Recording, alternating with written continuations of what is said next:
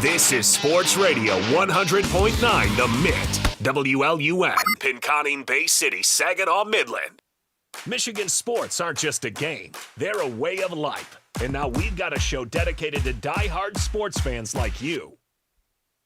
Hosted by a guy who's borderline obsessed with the wins and losses of all your favorite teams. He's crazy. Every weekday morning from 9 to noon, Ben Bosscher brings you the talk that matters. The teams, the stories, and the players you care about most. This is the Ben Bosscher Show, built by Bresky Siding and Building Repair. Remember that.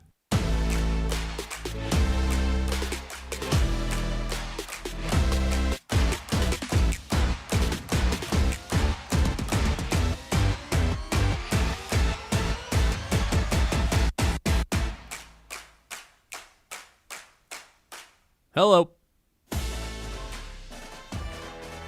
MVP. Pistons sweep the Knicks, man. Oh, they kicked their ass. 3 straight times they've played this team. 3 straight times they have picked them up and Undertaker chokeslammed them through the ring. It's a clean sweep. 3 in a row. And Cade Cunningham yesterday looks like the best player in the league. So he goes for 40-plus points, 10-plus assists in the Garden. It's a rare territory to get into, man. There's not a lot. That's like the final step of being a star, right? At least in the regular season purposes. It's can you go have these stunning performances in places like Madison Square Garden. He shows up, and I'd say that's his best game of his entire career. Looked unstoppable. Look, there's a lot of players in the NBA that can score the basketball. There's a lot of good passers in the NBA as well. I'd argue there's maybe one other player in the NBA who can do both those things as well as Cade Cunningham. He is a problem solver. You know, the Knicks are throwing Mikal Bridges at him. Too small. Knicks are throwing OG Anunoby at him. Not quick enough. Throwing Josh Hart at him. He sucks. Oh, you're going to put Jeremy Sohan on him? Your newest little prized possession? Step back 3 in your face, Cade's going to yell right in his face. I can't believe this. It's no longer us just pumping smoke into the air with Cade. He is playing like one of the 3 best players in the NBA this season. He is now, official. This is something we've known for a while, but it's taken the rest of the country a while to catch up on. He's an MVP candidate. Without a doubt, he's sitting at plus 700 right now. He was plus 1,700 yesterday morning. It's a 3-man race. It's SGA, Jokic, and it's Cade Cunningham. They're in first place by 6 games. Nobody else in the Eastern Conference is catching this Detroit Pistons team. And they got the best player in the league this season in Cade Cunningham, leads the league in assists. Just completely solved the Knicks last night. They had no answer for him. Tried to play drop coverage at the beginning of the game. Bam, hits 5 threes in the first quarter. I thought he was going to do a career high the way that they were playing him, but they end up shifting it out. He can't take these threes anymore. Cool. Downhill, get to the rim, puts a shoulder into somebody. He's enormous. This is why we had such a hard time giving Cade Cunningham player comparisons for the first 10 or so, for the first couple years of his career, because there's no such thing as these 6'6" point guards that have the muscle that Cade does and can score and can pass. Those didn't exist before, 2018. This wasn't an archetype. And now he's taken that archetype and ran with it. I think he's just better than Luka. I think he's just better than Giannis right now. And Giannis has his MVPs and his ring all time, sure. But if we're just talking who's the best player in the East, I don't even think it's up for debate anymore. It's Cade Cunningham. This is the MVP. This is the best player in the conference. This is one of the 3 best players in the NBA. We've got a chance that Cade Cunningham becomes the first Piston in franchise history to win the MVP. We got almost a guarantee that he becomes the 4th player in Pistons history to be first-team All-NBA, joining Grant Hill, Isaiah Thomas, and Dave Bing. I couldn't believe what I was watching with my own eyes last night. He's passing every test with flying colors, and yet again I'm asking myself, who's going to beat the Pistons in the Eastern Conference? I'm having a hard time coming up with an answer, but it's certainly not the New York Knicks, Kyle. What an game last night. Yeah, I mean, that was just there was so many times throughout that game, especially late, obviously, once the Pistons had it wrapped up, where I was just in awe. it doesn't happen too often where in the regular season you're sitting there watching a game and you are just I was speechless. I didn't have anything to say. Like when Cade hits they finally are like, you know what? We're going to put Sohan on him. This is going to the fourth guy, fifth guy that they've tried. And it was halfway through the fourth quarter, the game's over, and it's like maybe Sohan can help get this spark going. And yeah, he was all up in Cade's grill. Like yeah, he was all over him. Seemed like he was playing good defense. And when he hits that step back three on him, and then just is in his face, yelling at him, pushing him a little bit. The refs let it go, which I loved that part. Like we haven't really seen that version of Cade before, where he's that adamant about letting someone know you ain't me, dude. I mean, you ain't guarding me. He was in his grill, like, and I loved every single part of it. You got the Knicks fans. I cannot wait to tune into First Take at 10 a.m. I know we're doing our show, but I got to see what Stephen A. has to say because it's going to be just hilarious. You see all the Knicks reactions. They're panicking on Twitter and on social media. Ben Stiller is tweeting about Cade, like, what are we going to do about Cade Cunningham? So it was just tremendous. Like you said. I saw a tweet that said, I got to have a kid soon because he's got to be alive to see this. It was just a picture of Cade killing the Knicks. Me too, dude. That's Me for real. too. Yeah. I want my children to be able to see this. That's relatable. Like, it for sure was the best game of his career. That's what my immediate thought as soon as it was over. Like, yeah, it wasn't like his best game numbers-wise, but given the circumstances, you know, the team that knocked you out of the playoffs last year in your first attempt at the playoffs, you're going for the season sweep. You're obviously without Jalen Duren and Isaiah Stewart, and the Knicks are fully healthy. Like, OG Anunoby was back. Cat was back. Josh Hart was playing. There was no excuses this time. It was at their place. Madison Square Garden, it's the first primetime game coming out of the All-Star break. Like, world's most famous arena. There is not a better spot for a guy to show the rest of the world and show the rest of everybody who follows basketball that he is one of the top stars in the NBA. And he did exactly that. Like, it was for sure the best game of his career. It's funny because you and I have seen this for a while, like, oh, he plays like one of the best guys in the league. And now that everyone else is catching on, I actually can't tell if I like it or don't like it. Like, I like it, the fact that he's getting the recognition for it,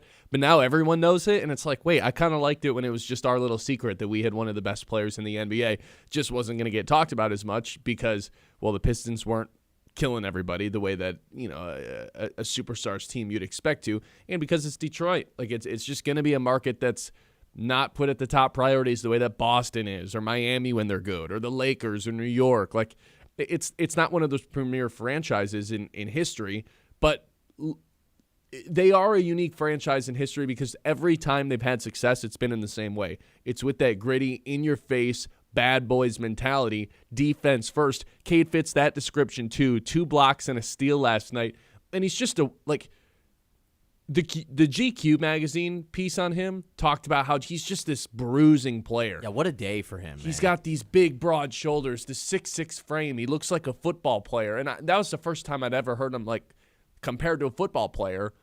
And then I thought about it as he was, you know, playing last night. Mikal Bridges is considered one of the better defenders in the NBA, and there's a few possessions where he got downhill and just like a running back said, "Get the hell out of my way.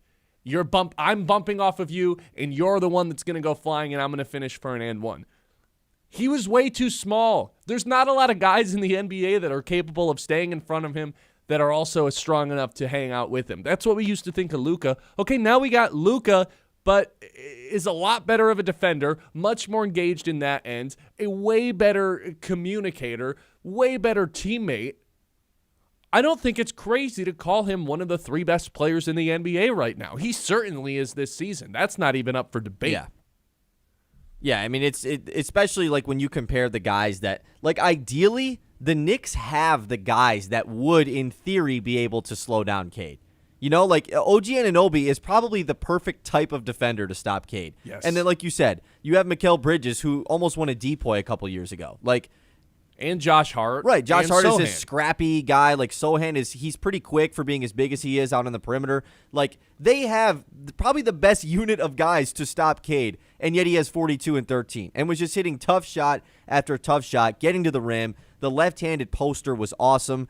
Got to give a lot of credit to many other guys on the Pistons last night, too. Like, I know we're doing a Cade thing right now, and we have to do a Cade thing right now, but I want to shout out Asar. I was just going to say that. Like, Asar was everywhere on defense once again, and it makes you feel like I know not everybody on this team was a part of that playoff team a year ago. You know, like Danis Jenkins, who's made a big-time spot in these games against the Knicks so far this season, Duncan Robinson, Javonte Green, Paul Reed even really didn't get a lot of run. Like, those guys, it feel like they have embodied what the current guys that were on that team last year about their hatred of the Knicks. These guys hate the Knicks, man. And you know Tobias who hates them more Harris than, hates I was the just Knicks. going to say, Uncle T, man. He gets up to play the New York Knicks. He hates those guys in a way that I can get behind. Like, I'm sitting in front of my TV watching this, and Tobias is going nuts just from, like, an energy standpoint, and I'm, like, standing up like, yeah, come on. Yeah, Uncle T. You know, like, exactly. I mean, he had that end of the second quarter stretch where,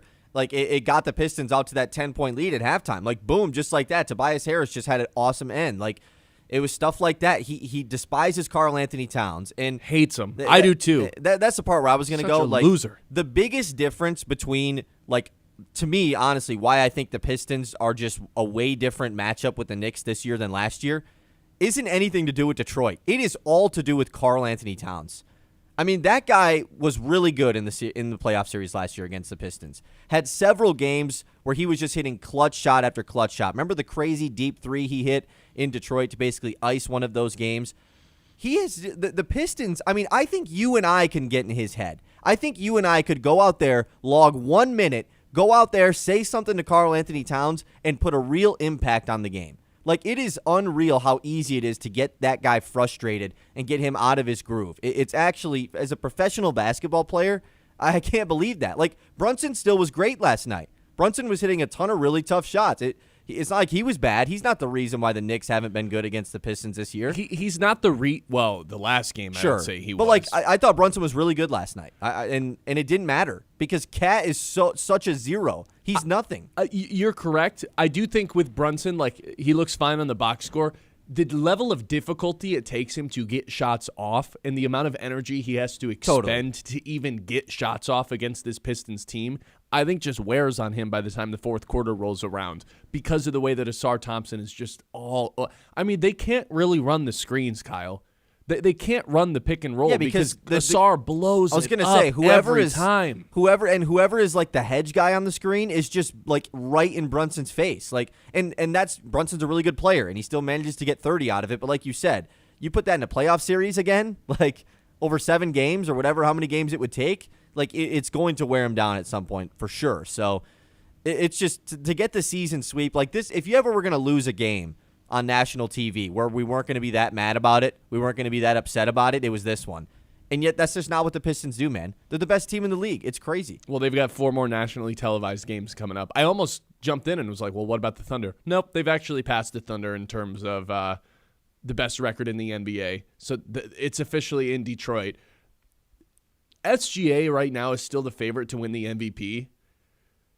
I don't know, man. I tried to pull up that LeBron stat that I told our audience about last week, where it's basically it indicates the MVP. 9 of the last 10 MVPs have led the league in LeBron. It's an advanced metric, and I was trying to find it this morning after this game last night, and they haven't really updated it yet, so I can't see what it is. But I don't know, man. The SGA thing is like he's not playing right now, and the Thunder are kind of.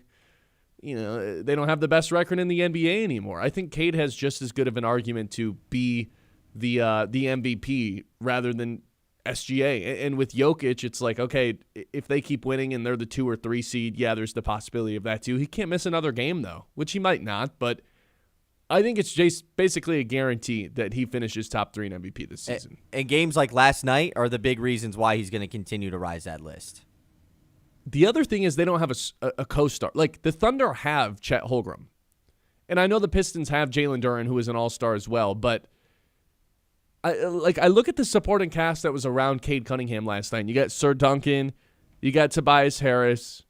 You've got Asar Thompson. Like, it's Cade and them out there. It is. That's what Stan Van Gundy. Like, I loved Van Gundy on the broadcast last night because he was telling it how it is. He legit was like, look at these guys that Cade is playing with. He's like, he really doesn't have a lot of offensive help, and he's doing what he's doing. Like, that's why he's so good. I love the fact that he was bringing that up because it's true. Sir Duncan Robinson this year, when Cade Cunningham assists, okay, here's the stat. Cunningham has assisted the Michigan product, Duncan, on 70% of his made triples this season, and Robinson is shooting 46% on threes assisted by Cade Cunningham. That's from Hunter Patterson. That's awesome. He's making just about half of his threes when Cade throws it to him, and he shoots it. He just generates open looks for everybody. And then when people start to play the passing lanes, he just scores buckets. Like, again, there's not a lot of players that can solve everything. If you're going to be one of those players, you got to have the size to do it. You got to have the basketball IQ to do it. You got to be able to score. You got to be able to pass. You got to be able to do everything to be one of those do-it-all, solve the entire game type of players. I mean, we say it about every great point guard. They control the pace of the game. We've been saying that about Cade Cunningham for years. It's been even more apparent this year. But now he's unlocked that ability to just be like, no, these guys, I mean, if I'm not going to be double teamed, I'm going to score every time. And as soon as you start sending help, well, that's when I'm going to take one more extra dribble, draw in the defense, and get my guys wide open looks. It's like he's out there with puppet strings on everyone with what to do with the defense. And I don't know, in the last 15 years or so in the NBA, obviously LeBron is like that offensively. Luka's like that offensively, but he's such a liability on defense that I think my thoughts on that have been made clear. Who else even is in that conversation where it's just like, oh, yeah, man, they can just kind of run the offense and problem solve literally everything? Jokic, but that's a little different because he's a center. Jokic, obviously, he has no comparison, but I don't know if there's a comparison for Cade, man. I really don't. Is it just LeBron? Is he 3 inches shorter LeBron? I mean, it sounds like a crazy thing to say, obviously. But is it? But, like, just it's size. The archetype of, like, I'm going to run the offense basically every possession. I'm going to be bigger than most guys you throw at me. His size is what makes him uncomparable to other players. Absolutely. Because there's guys that score it and dish it out. Like, there's plenty of those guys that are really good at it. You know, like Trae Young was really good at that for a long time. Correct. Tyrese Halliburton's really good at both. But, like, the fact that those guys are frail, smaller guys. Like, Cade is humongous, man. The fact that you add that in and he's awesome on defense, there is definitely not a current day comparison for Cade Cunningham. And probably, I mean, not a realistic one that I can think of in the past. It's pretty unreal. He's listed as 220.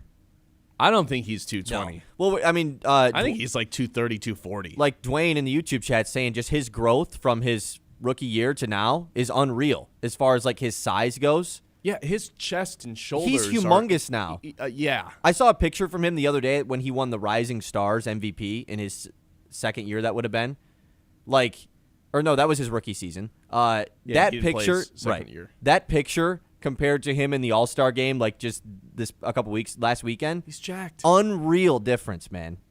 And the funny thing is, it's not like he's worried about his stats by any means. Like, how many times does he get the ball in transition, and he's just like, oh, someone's wide open way ahead, and he just throws it ahead, and it leads to some 2-on-1 where he gets the hockey assist or something like that. Like, he sees the floor in a way that it's that 1% gene where there's just very few NBA players in history that are able to see it's as if he's playing slower than everybody else and can just kind of dissect things in his mind, has the ability to make every pass in the book, and just kind of knows how to toy with the defense. Oh, let me get him to shift this way. Oh, if I take one more dribble in, I'll draw this help defender. Then my guy here is going to cut. And it's just like from the time he gets the ball on a rebound, he had 8 of them last night, to the time the other team scores, it's like even when he's not getting the assists or the bucket, you can feel, if you watch him enough, you feel the impact that he's making. It's unbelievable. That was a long open, but it was well worth it. 989-837-6125. Happy Friday to everyone here listening to the show today. This is the Ben Bosscher Show, live here on 100.9 The Mitt. The Ben Bosscher Show, 9 o'clock hour, as always, is brought to you by our friends at Iron Stack Technology. They help businesses solve real technology problems securely, efficiently, and without the headaches. When your IT is working the way it should, everything else gets a heck of a lot easier. Iron Stack Technology, solution-driven, mission-focused. You can find them online at ironstacktechnology.com. The Ben Bosscher Show, built by Bresky Siding and...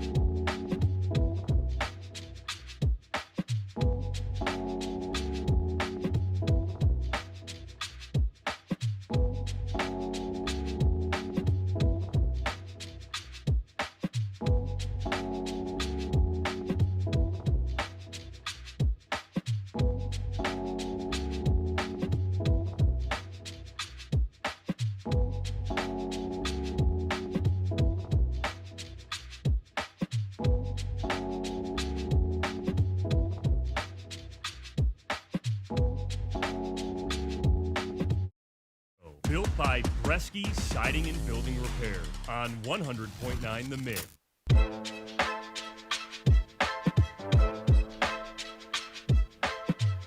I don't think I've ever seen MVP odds shift the way that I did after. Like, we were talking about this yesterday. He's plus 1,700. It's like kind of a two-man race with Cade as that wild card. To go from plus 1,700 to plus 700 after one regular season game, you got to do something bananas. And that's exactly what Cade did in the world's most famous arena on national television. The best part about it is Cade's got 4 more chances on national television in the next 5 games to continue to build that resume. I hope SGA's not playing. And SGA better not be ducking this smoke next Wednesday.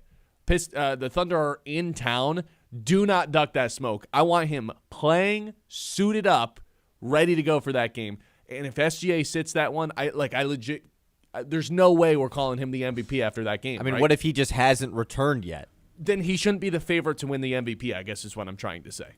If SGA doesn't show up for that game and doesn't want the smoke and is avoiding it, and the Pistons win and have the best record in the league, what would be the incentive to continue to give the award? Like, what would be why would SGA be the first place person for the odds to win MVP? Sure. I mean, it's not like would you rather have that or him play and play bad? Like, what would be worse for him? Probably I'd rather him be competitive and want to play. That's what I would want. He probably wants to play. If he's injured, he's injured. Like, no, I think the Thunder, based on a lot of the comments that they've made this year, are like, no, we know how good we are. Like, we'll go through our ruts. We'll be ready for the playoffs.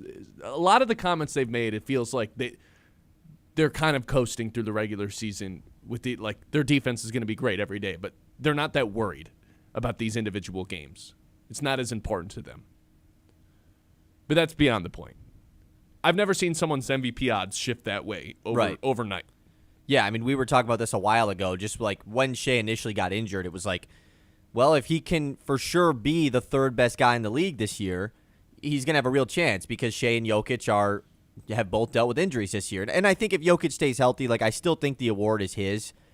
He's just, like, we talked about this, I think, a couple days ago, like, probably has one less MVP award than he already should have. Like, it feels like the Embiid year is the like, one exception to the LeBron stat. Right, exactly. So I still think Jokic is, I mean, I don't think anyone's disagreeing that he's the best guy in the league, but who's having the best season? Like, Cade is in the conversation. I saw some people not having Cade on their first team All-NBA. Pretty unreal. Who would be on over him? Because right now in my mind it's SGA, Cade, Jokic, those 3 for sure, and then Ant. Yeah, Donovan Mitchell and Ant were the other 2 guys that were in the mix over Cade on the previous one that I saw with Luka as the 5th guy. Luka. So, I mean, those guys are all having great seasons for sure. But like, Cade has the opportunity, and it started last night on Amazon Prime on national TV to do it in front of everybody. And then, like you said, yeah, you got this game against Chicago Saturday, blah blah blah, whatever. You go Peacock Monday against the Spurs, the reigning champ OKC Thunder on ESPN Wednesday night, both games at home, and then Friday night right back on ESPN at home against the Cavs. Like, you talk about a 3-game week. You want to go win MVP? Of putting the world on display. Like, there it is right there. It's pretty crazy. I don't want to play. It's not that I'm scared to play the Spurs. I just that's one of the very, very, very, very few games where it's like, yeah, maybe we don't have the best player on the court because this freak Wemby just does some stuff that your mind is just blown by it every single time. But yesterday, I mean, Cade, every possession up the floor, my mind was kind of blown as to what he was doing. The problem solving to me is what's the most interesting part about this game that he's developed is no matter what kind of coverage defenses throw at this guy, he's just going to be able to figure it out and generate open shots for his team, whether that's for himself or for his teammates, whether that's dunks or threes. From Sir Duncan or Tobias Harris, I can't believe it.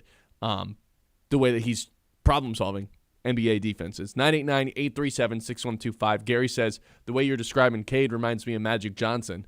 Yeah, but was Magic wasn't the get out of the way. I'm gonna go get a bucket. And if he was, it was like I'm gonna go post up here. I think the game is just so different that. Yeah, if we're talking about the big point guard, yeah, I mean, that's kind of the probably of that, it. You know, just to being like this humongous guard that is an incredibly good facilitator. Also, Magic Johnson is like one of the 5 best players of all time, so like quite the comparison for Cade.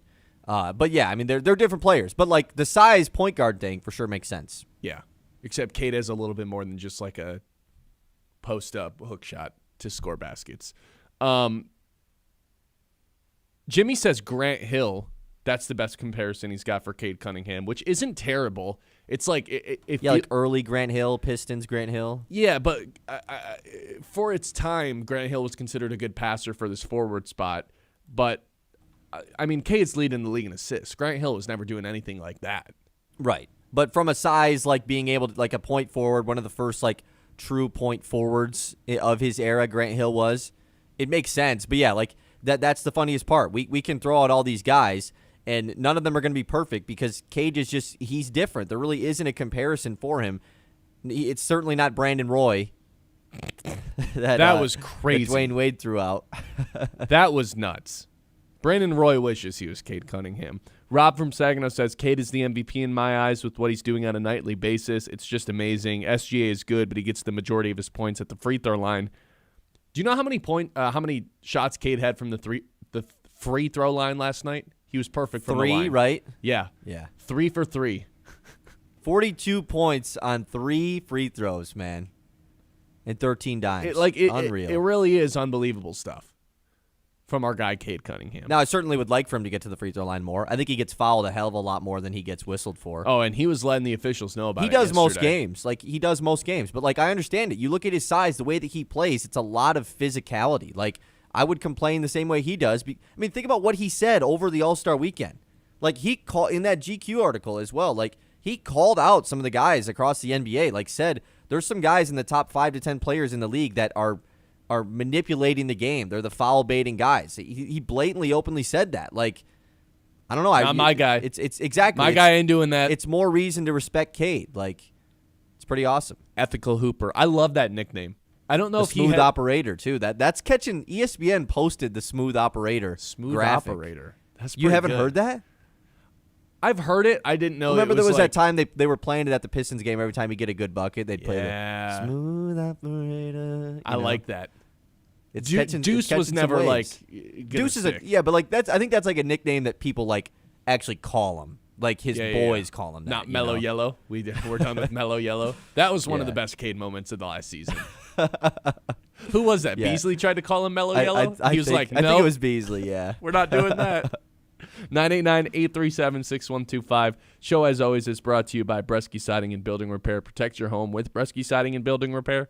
The experts who do the job right the first time. Whether you have a leaky roof, storm damage, the siding looking a little tired, Bresky's got you covered. Locally owned, trusted, and dedicated to keeping Midland area homes safe and looking sharp. Quality materials, skilled craftsmanship, and service that puts your family first. Don't wait for the next storm. Call Bresky Siding and Building Repair today and keep your home strong for years to come. The Ben Bosscher Show, built by Bresky Siding and Building Repair.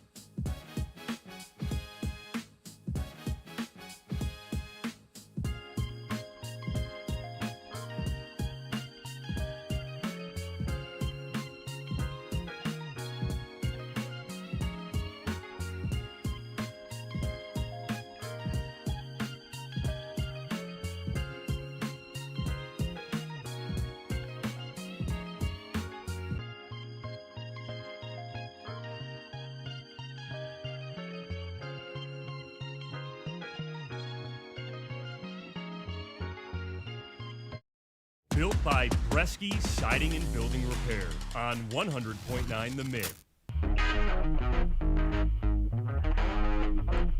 Like and subscribe on the YouTube end if you haven't already. Looks like there's some new folks in there today. Appreciate you for hopping in. Hopefully you enjoy the show.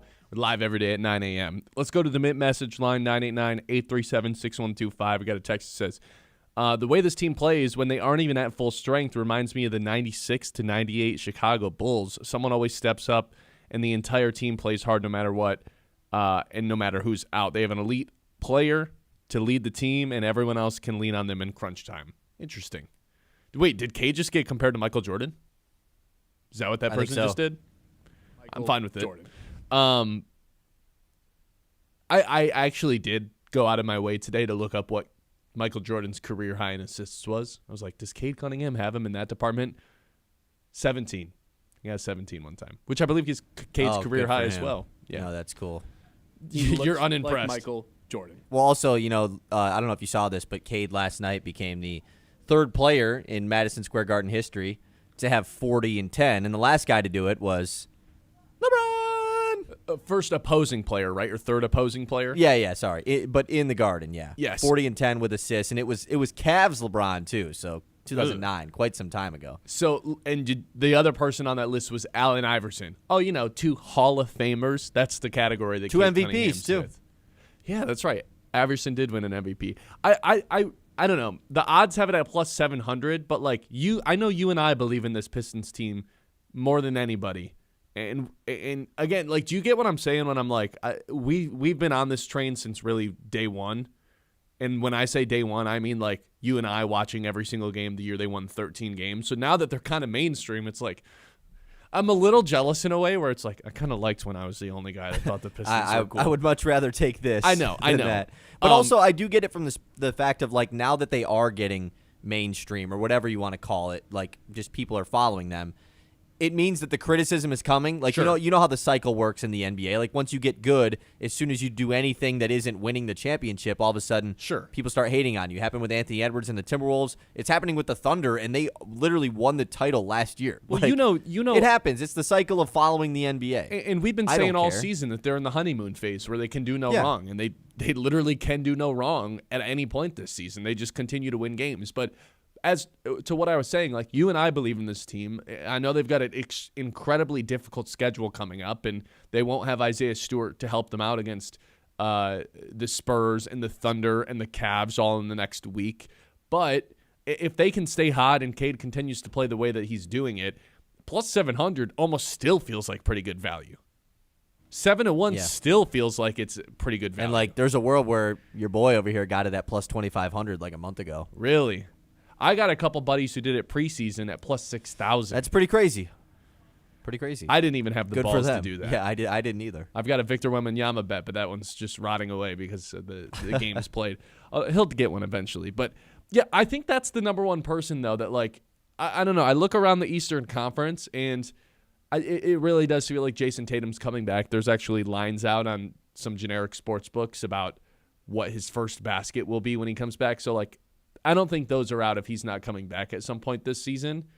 I guess it just kind of by default has to be the Celtics as the team you're the most worried about. Yeah. But they have a ton of issues not issues, but things to figure out before they even start worrying about opponents or matchups or anything like that when it comes to blending Tatum and Brown on the same floor again. I think bringing someone back from an Achilles injury faster than it's ever been done before. They've got their own kinks to figure out. I'm sorry. After last night, we can kind of dismiss the Knicks, right? And maybe that's a little bit over the top because I'm sure that team will be ready to bring it come playoff time. But I think we're just tougher than them. Point blank, we're just tougher. I'm no longer I guess what shifted for me last night is I still, even after the first game against the Knicks when the Pistons got the revenge, maybe even after the second game, I was still a playoff series against the Knicks, I'm excited for it, but I'm not going to sit here and be 100% we can win that. And now I am. Now I'm in that spot where I want the Knicks. We can get our revenge against the Knicks in the playoffs. That's a team I would like to face up against. It's going to be a battle still. It's not going to be – I don't think they would sweep them like they did in the regular season. No, I don't think so either. But what do we think? It can't be the Knicks for the most for your team. Is it I mean, the Cavs? the thing I was going to say, James freaking Harden? it might be the Cavs. They've been playing a lot better, but like you said, like they have Harden, in the playoffs. Like Harden and the Cavs without LeBron in the playoffs, oh, that sounds like a great recipe. But like you look at Boston's team, like anyone who casually follows the NBA, who listens to this show, go look at Boston versus Golden State box score last night. And just look at some of the names that are getting minutes for Boston. This is a team that's basically fully healthy outside of Jason Tatum. Mm-hmm. Like, I know that's a big without Jason Tatum for sure, but like, what, they're just going to take 5 guys out of the rotation that you don't know when Tatum comes back? Like, they play a bunch of randos, man. And I think there's just going to be a fight for who that alpha is. Like, if Tatum can put his ego aside and let Jaylen Brown be the alpha. Jaylen Brown had another triple-double last night, man. Like, Jaylen Brown is having an awesome season. He can't just become the number 2 again. I'm 100% with you. And if Tatum can recognize that and be a beta sounds like it's a negative connotation, but it's not. But just kind of let Jaylen Brown be that guy, then okay, maybe Boston's a team to fear. But like also, I don't know. Like again, I just need to see them before I'm ready to say I'm scared of Boston in a playoff series. Which brings me back to what you and I have been saying since December. It's like I don't really know what team in the East is going to be able to beat the Pistons 4 times in a playoff series. Nobody seems tough enough. Nobody seems to have an answer for Cade Cunningham, maybe most importantly. Nobody can score on this team. I mean, did it not feel like in the first half of this game last night, Pistons couldn't buy a bucket from the outside, yet every time you look down at the scoreboard, the Pistons were winning because it's their defense. No one can. They have the best defense in the conference. They've got the best player in the conference. With the exception of Giannis, who probably isn't going to be playing in the playoffs this season. For sure won't be. Yeah. I just have a really hard time to say, yeah, I think this team's going to beat Detroit in April. I still would love to, like, avoid playing the Bucks in round 1. Like, if somehow they do sneak their way into the play-in tournament and get the 8 seed. Like, yeah, there's teams I would much rather play outside of them. I still think the Pistons would beat them, but, like, it's Giannis at the end of the day in the playoffs. Correct. Like I think I would be kind of chill if we could avoid that. But yeah, like you said, I mean, the closer you get, I've talked about this, just trying to balance the Pistons haven't won a playoff series yet with this core, and then but who's gonna beat them? Like it's a tough thing to balance. I still think that especially after last night, I'm leaning towards the latter of like who's gonna beat them anyways. Who cares about the NBA history of these young teams? You have to go on a playoff run before you get to the NBA Finals. Well, who else is going to the Finals then? That's the part that I continue to go back to. Yeah, no, I'm 100% with you here. 989-837-6125. That is our Mitt message line that you guys can chime into. I'll take a peek at the YouTube chats as well throughout the show. 989-837-6125. We're cooking here on a Friday. Hope everyone's having a good start to their weekend. How can you not after Cade Cunningham's performance last night? We got a top 3 guys. We got a top 3 guy in the league. Dreams come true. 989-837-6125. We'll be right back. This is the Ben Bosscher Show live on 100.9 The Mitt. If you are heading out of town this weekend, give your car the glow up it deserves at Tommy's Express Car Wash. Fast, friendly, and freakishly good at cleaning. Roll in dirty, roll out sparkling. It is, in fact, that easy. High-tech wash tunnels, eco-friendly soap, and a ride that looks showroom fresh in just a few minutes. Sign up for their unlimited club and wash as often as you want because clean cars just drive better.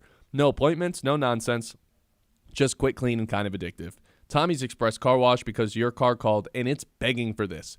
Locations in Midland, Saginaw, and Flint. The Ben Bosscher Show, built by Bresky Siding and Building Repair on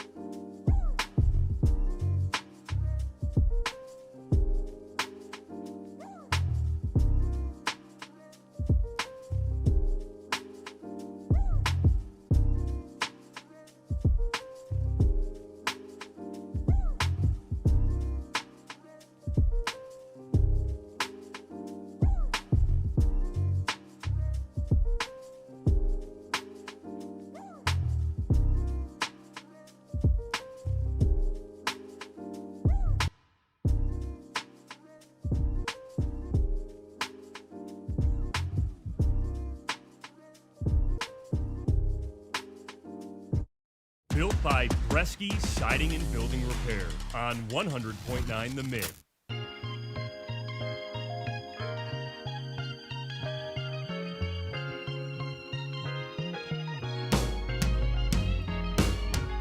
What a Friday we're having. Cade Cunningham. This guy, where is he at? If you're watching on YouTube. We need a new one, though. He's now getting to a point where, like, if we don't get a new bobblehead every year for this guy and have a collection of 10 of them, then I'm just going to be disappointed in it. We need an updated one where he's, like, 15 pounds heavier than this guy right here. I really think he is, like, 235. Someone texted in the picture of him from the All-Star game.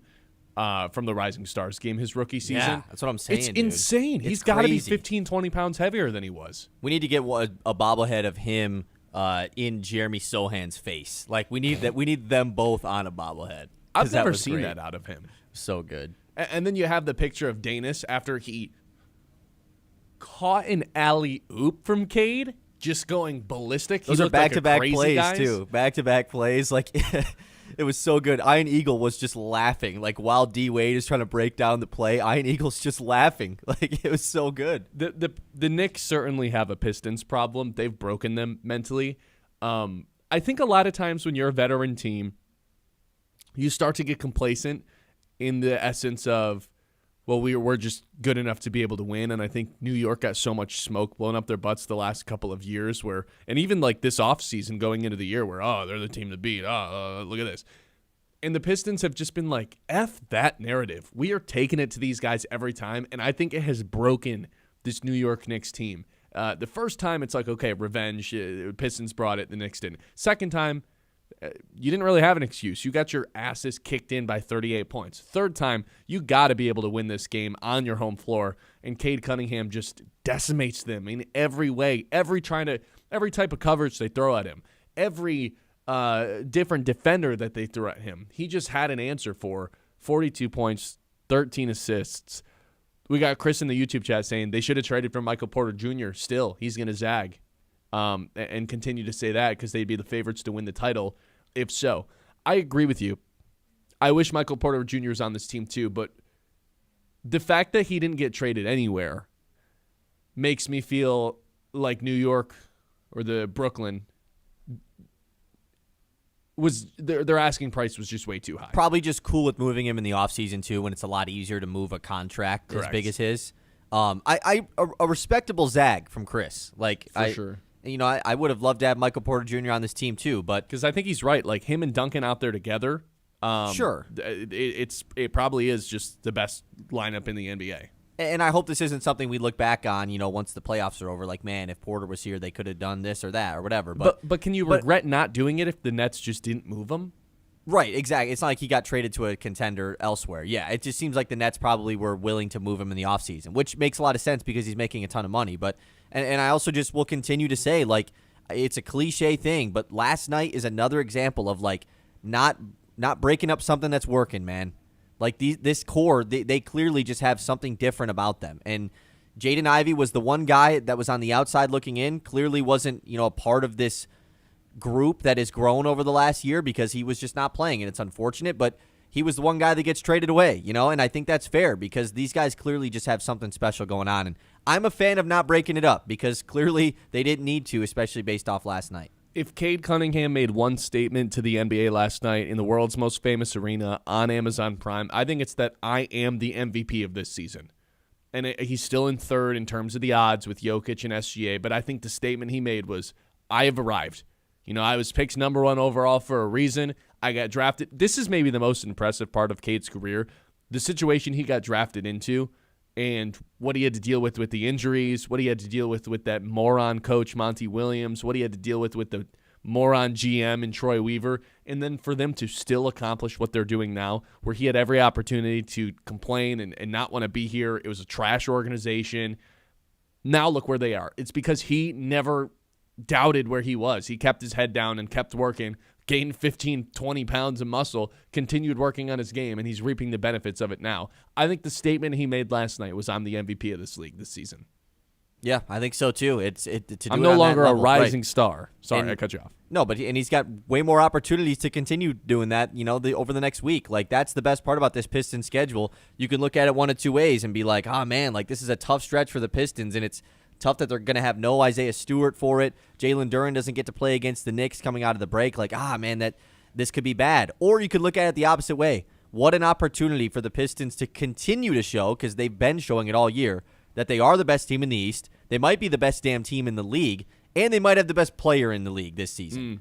And what an opportunity for them to show that. And last night was basically just the start of it. Duren's the rising star on this team now. Cade is a superstar. There's no ifs, ands, and buts around it. Oh, for sure. Best American in the NBA. He said that. He said he thinks that's part of that GQ thing, man. Even better. That he believes he's the best American in the NBA? He believes he's the best American in the NBA, The competition would be Anthony Edwards and Jason Tatum? Yeah. Because I don't think it's Jalen Brunson anymore. Brunson's out of that. I mean, he had a good game last night, but yeah, it's clearly not him. Oh, I guess Jaylen Brown also deserves at least a nod there. For sure. But Cade is, I mean, it's nothing anti-Jaylen Brown, but Cade's 24. Brown's what, 27, 28? Yeah, he's something like that. In the middle of his prime. Cade, in theory, hasn't even gone into his prime yet, which is maybe the most alarming part about it for everybody else in the Eastern Conference. This guy's just scratching the surface at 24 years old, but has the mental maturity of like a 29-year-old. It's incredible. 989-837-6125. Stick with us. We'll be right back. The Ben Bosscher Show, built by Bresky Siding and Building Repair on 100.9.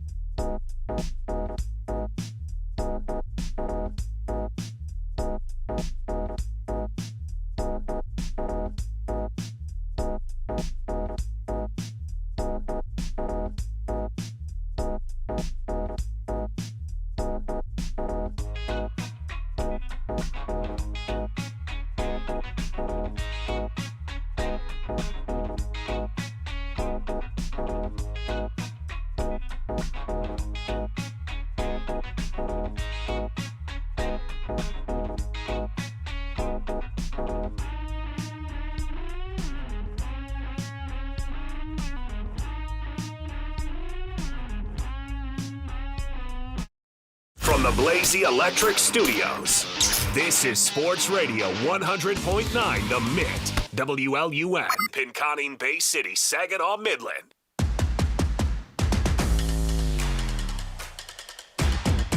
10 o'clock hour. Welcome in. Ben Bosscher Show. Like and subscribe on YouTube if you haven't already yet. Appreciate everyone for hanging in here with us on a Friday. We've been talking Cade.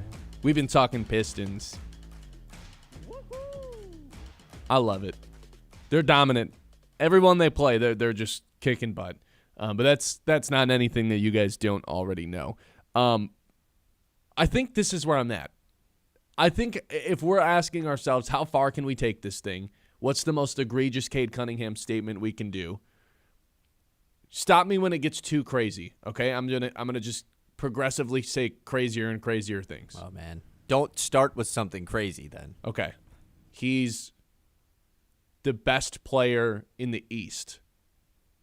I mean, that's probably crazy. Like, it's probably a little crazy. Giannis still exists. Like, of players going to be in the playoffs. Okay, I won't stop you. He's the best American in the NBA. We did this earlier this week with Anthony Edwards, and you were the guy that was like, I can't take Cade over Ant. I've changed my mind after last night. That's the perks of being a radio host, to change your mind all the time. I get more context. Yeah. Third, he should be the MVP this season.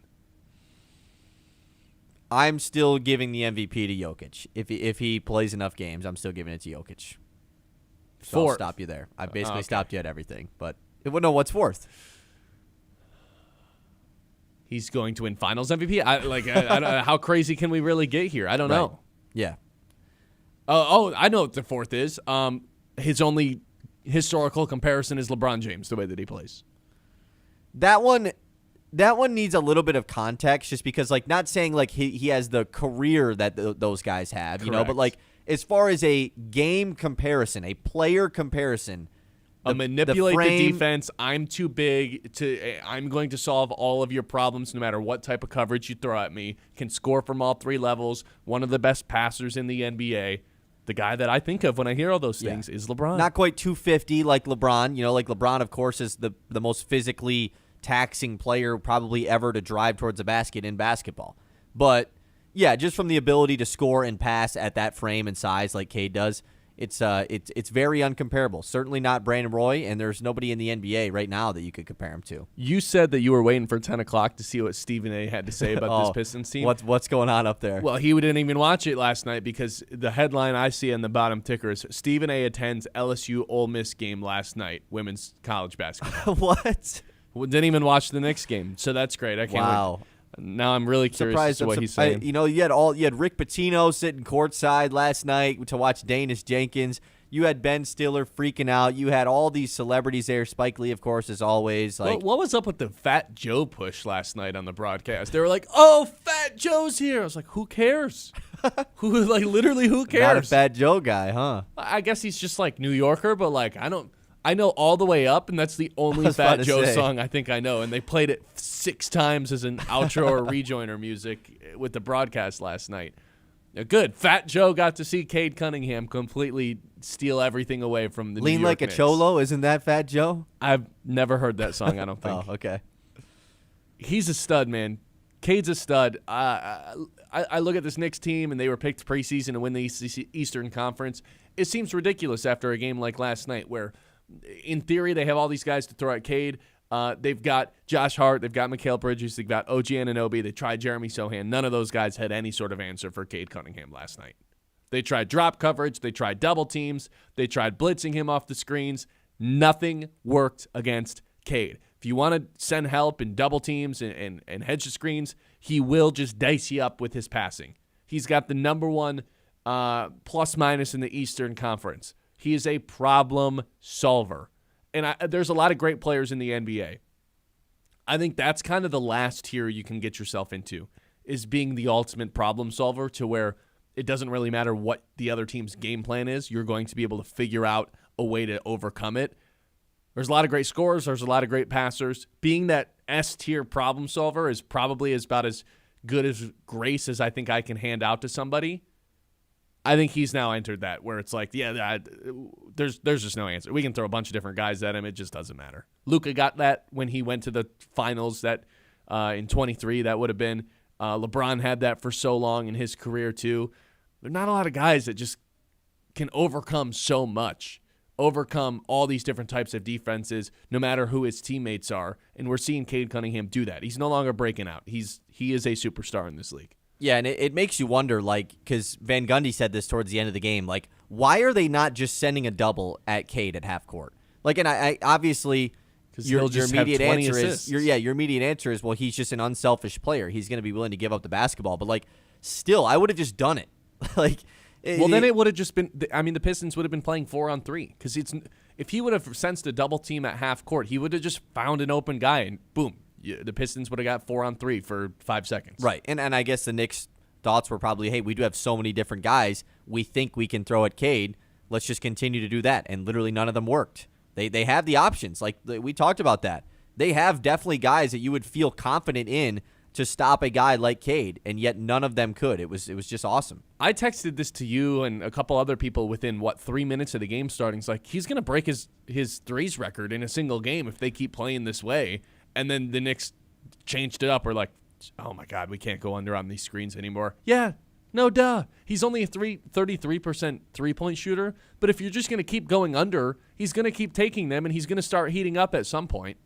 That's like if there's like a final evolution to Cade, because, again, he's only 24 years old, it's rather than shooting 33% from three, it's like 36, 37. Which even that seems a little high for someone who has the ball in his hands as much as he does. And it's get to the free throw line a little bit more. That might be the most impressive part about last night's game is 3 free throws, but he still drops 42. Well, and just like my favorite part about this team in general, of course, is the fact that Cade Parker Cunningham plays on it. But I think the best part is that their just inability to be down by a lot in a game. Like, right, as soon as the game starts off, it's like, boom, the Knicks come out hot. The Pistons can't make a shot in the first couple minutes. It's like, oh, man. Like, I'm a little bit nervous that the Knicks could actually, like, win this one kind of big. And yet their defense, I mean, the Knicks shot terribly from the field last night. Mikal Bridges, the Knicks fans' thing that they're really mad about is where he catches the ball in the paint last night on that kind of fast break play and takes a fadeaway mid-range shot instead of just going into the paint because he's so terrified of all of the Pistons defenders in the paint. You don't even have Stuart Duran. Like, and it didn't matter. And the Pistons defense, I mean, this is still a team that has yet to lose 3 games in a row all year. They have not lost 2 games in a row since the calendars flipped. Like, this team is just, they're unable to go in spurts of being down by a lot or even in spurts of bad games in a row because of how well they defend. It's just truly a pleasure to watch. We've been talking Pistons for about 70 minutes now. Can we do more? Yes, we can do more. This is the Ben Bosscher Show live here on 100.9 The Mid. We'll do Pistons. Maybe we'll touch a little bit on the Michigan-Duke game this weekend because that's an exciting matchup. I, again, feel like the spread is just kind of free money to take Michigan. That's just my opinion, though. We'll get to that in a little bit. Are you laughing over there? I just said, really? Oh. Really? Somebody asked me, is the Final Four on this weekend? You got Arizona, Houston, Michigan, Duke. I don't know. Hope everyone's having a good Friday so far. What up, though, to everyone in our chat? Hopefully we can get some new subscribers today. That would make my heart warm, just like it was last night watching Cade Cunningham totally ball out. We'll get to Around the League. We'll get to some news. 2 traditions to close out every show. That's coming up at 11:45. We'll keep cruising with this Detroit Pistons storyline as long as we can because, man, it is a blessing to watch Cade Parker Cunningham on a nightly basis. Not to glaze too much, but that was one of those performances last night that was worth a little bit. We got our Mitt message line as well, 989-837-6125. This is the Ben Bosscher Show live here on 100.9 The Mitt. Greater Midland Community Center, your hub for health, wellness, and fun, right here in the heart of Midland. From fitness classes and open gym to swimming, youth sports, family activities, some rec league basketball if you want to join those leagues. There's something for everybody. Affordable memberships, expert staff, and a welcoming space for all ages and abilities. If you're hosting an event, ask about their rental spaces or full-service event support. Stay active, stay connected, all under one roof. That is Greater Midland Community Center. Learn more or sign up at greatermidland.org. The Ben Bosscher Show, built by Bresky Siding and Building Repair.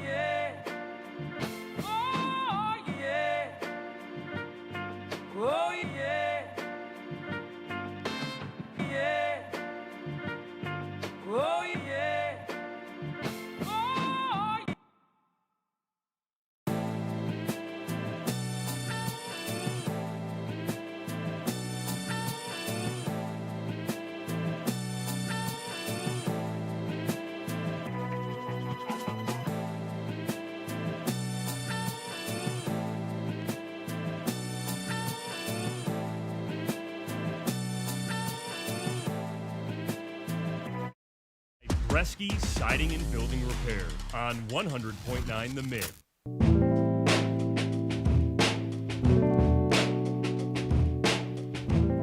Welcome back in, 989-837-6125. So there was actually a different NBA story that happened last night before the game started that I think is worth mentioning. Something that the whole world has been talking about in the NBA world, something that you and I have mentioned a handful of times. The NBA and Adam Silver announced that they are going to implement an anti-tanking policy to start next season. The things that they've considered are as followed. First-round draft picks can only be protected top 4 or top 14, which is lottery. So no, like, hey, it's protected 1 through 4 and 8 through 16. None of that nonsense. Lottery odds freeze at the trade deadline or later. So once the trade deadline happens, the rest of the games for the teams that don't make the playoffs don't mean anything. No longer allowing a team to pick in the top 4 in consecutive years and or after consecutive bottom 3 finishes. Absolutely love that. Teams can't pick in the top 4 the year after making the conference finals. Lottery odds allocated based on 2-year records. Lottery extended to include all play-in teams. Flatten the odds for every single team. So they've just considered everything. Every recommended thing that's been thrown out there, they've considered it, I suppose. I don't know how to feel about this because the whole idea of ethical tanking that has been going around to me is just like there's no way to ethically tank. This team isn't resting all their guys, but they're still losing all these games a bunch, so they're doing it the right way. Well, I think the ethical tanking is more so we dealt our role guys at the deadline, and we know the direction our franchise is heading in. The unethical tanking is having good players and sitting them when they're not actually hurt. So is it ethical to go into the season with a terrible roster knowing you're going to be bad just so you can have a good pick the next season? I don't think that's unethical. I think it's stupidity. Have the Brooklyn Nets done it ethically? I don't think that's ethical or unethical. I think that's a lack of competency. I think that's incompetency from those sort of teams. And it's known incompetency. The Kings, I think, are different. I think the Kings are you look at their roster, it's they have good players on it, it's kind of the weird thing with them. But not really. Compared to those other teams, yeah. Sure. Is it ethical tanking from the Indiana Pacers to be our star player went out, we're going to be really bad now this year? No one's complaining about them, and yet one of the rules in here is you can't pick in the top 4 if you make the conference finals the year before? Okay, so the Pacers would be ineligible. Yeah, but the Pacers without their star player in the offseason let Miles Turner walk and just kind of let Siakam cook. And you're right. There was a good stretch there where they were players are hurt, which who knows if they actually were. I think the difference is the extreme of what we're seeing now of we're just shutting guys down for the season. That's what needs to be put to an end, and that's why they're considering basically everything. I mean, all of these teams, the Mavericks have lost 9 games in a row. The Kings have lost 15 games in a row. The Bulls have now lost 7 games in a row. That's hard to do. The Wizards only won last night because they had to play the Pacers, who suck as well. It's just, to me, and here's the issue of all of it. What have we been talking about all day today, Ben? The Pistons. The Pistons. Cade. Led by who? Cade Cunningham. And how did the Pistons get him? Because they were really bad one year on purpose, and they got the first pick, and they got Cade. I don't think they were bad on purpose. I think both of their 7th overall pick, Killian Hayes, just stunk it up. Sure, but they traded away Drummond. They traded away, it was the year before that. But, I don't know. It's the right thing to do. It was the right thing to do. I agree. But, that's what I'm trying to get at is, why would you not be bad? But I don't. That's not tanking in my mind. The best way, but what is to me? It's not tanking is a strategy. It's a real strategy that works. So that's why I don't like the differentiation of ethical tanking and oh no, these guys aren't doing it right. They're all doing it right because tanking is good. It's what works in the NBA. Yeah, but there's proper ways to do it and there's not proper. The Pistons, I don't think when they traded away Drummond and that's not even unnecessarily they had tanking. Thon Maker as their starting center for the back half of the whole season. And that's hitting the reset button, trading away guys and acquiring draft picks and being let's do this thing through the draft and tear it down to the studs. Tanking is when you're intentionally losing games by not playing your best players. It's one thing for the front office to decide this is the direction we're going in and we want to replenish in the draft. It's another thing for the coaching staff and players to be a part of that, because when players aren't playing or the coaches are instructed to not play certain guys down the stretch because the goal is to lose, that's when it becomes an issue involving tanking. Roster management, that's different.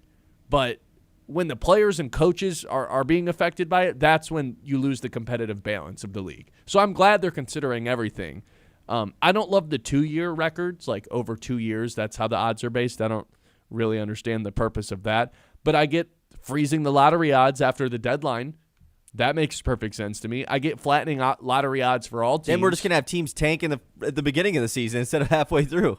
But we'll also have teams that, you have a little bit better of a start than you imagined through November or maybe like halfway through December. And it's like, well, we can't tank now.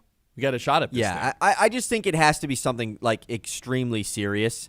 It has to be something like major for them to fix tanking. Flatten lottery odds, I think that would play a big role. It has to be something just major because like we've talked about, like you look at all these teams in the NBA who are really good. How have they gotten really good? Because they were bad at one point. And it's good to be bad. Like you would rather be bad than be the Chicago Bulls, who have just been mediocrity forever. Like, but is that not a thing across every sport? Is that not just the life cycle of a sports franchise? The Lions were really bad. The NBA is the most like extreme of it, though.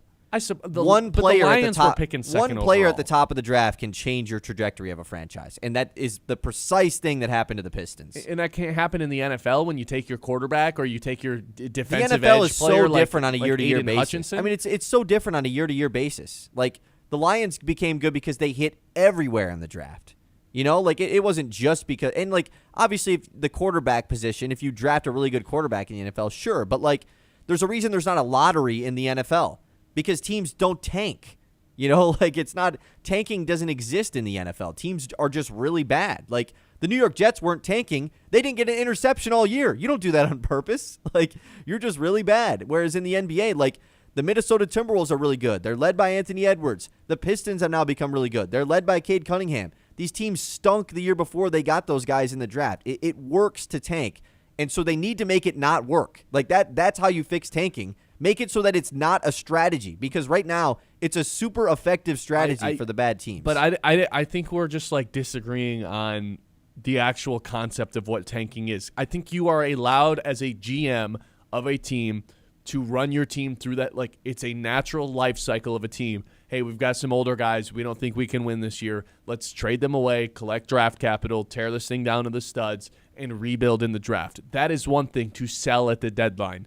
That's not tanking in my eyes. Sure, but that's a commitment to the future. Tanking is what Utah is doing. Tanking is what Sacramento's now doing, where it's like all these guys are shut down and we're not going to play them anymore. I understand that, but what I'm trying to say is, like, how do you separate what they're doing and then the other bad teams that are quote-unquote doing it right? A tournament. There's no way to separate those, like, oh, these teams we feel aren't doing it right, so they're going to get punished, whereas these teams we think did it the right way, they'll still have the normal lottery odds. Like, there's no way to differentiate what Washington is doing and what Utah is doing. They're both really bad. How do you separate them? Like, we can sit here and see what they're doing and say, yeah, but, like, as far as what the punishment is, it has to be an overall thing, which, of course, hurts the teams that are, quote-unquote, doing it right. Well, I think they're no longer allowed to pick in the top 4 in consecutive years and or after consecutive years in the bottom 3 finishes. Like, that could be somewhat of a strategy to where, okay, like we kind of were committed to being bad last year. We're not allowed to do that again this season. That helps in that way, I think. Yeah, like if you get screwed in the lottery, like I just wonder, like, man, it's going to be so weird. What if it is even some of these ones where, yeah, if you can't pick in the top 4, what does that mean? Like, how does that affect the lottery? Fifth? Do you just get the 5th pick? Yeah, are you still in the lottery? Like, I don't even know how that would work. My favorite one is flatten the lottery odds for all teams, where every team has a little bit more even odds, and just because you stink doesn't mean you're going to, just because you're the worst team versus the 8th worst team, you have way more similar odds. Sure. That's how I think. The only issue is that would be. You could see that being, especially with the one that I've seen too about like the play-in teams getting involved in the lottery as well. The only issue is it would make teams that are like on the borderline of making the playoffs at the end of the year be like, would we rather be the 8th seed and get swept in round 1 or have like a way better chance of getting the first pick in the lottery, like how Dallas was a couple years ago as well. So Adam Silver also has to grow a little hair on his chest and be like, you know what? We sniffed this out. Here's a fine. The same way they did with Utah. The fines are nothing. Okay, then take away a draft pick. Yeah, that's what I'm saying. It has to be extreme. And it seems like they're willing to be extreme, but we have yet to see Adam Silver like do anything extreme as far as to the teams and players. Yeah. Well, we're still waiting on a punishment for Kawhi Leonard if they can even prove what's going on. Right. Who knows? All right, 989-837-6125. We got the news. We got around the league, some football to work in, a whole bunch of stuff still coming up here on the Ben Bosscher Show live here on 100.9 The Mitt. You're not going to want to miss it, so stay tuned the rest of the way. If you're looking to move, you got to meet Matt Smith, Modern Realty, redefining real estate with a fresh, modern approach. Whether you're a buyer, a seller, or investing, Matt Smith delivers personalized service tailored to you. Cutting-edge marketing, local expertise, and commitment to making your real estate experience as smooth as possible. From cozy starter homes to luxury properties, they know how to find the perfect fit. Trust the team that combines innovation with real-world know-how. That is Matt Smith, Modern Realty. The Ben Bosscher Show, built by Bresky Siding and Building Repair on 100.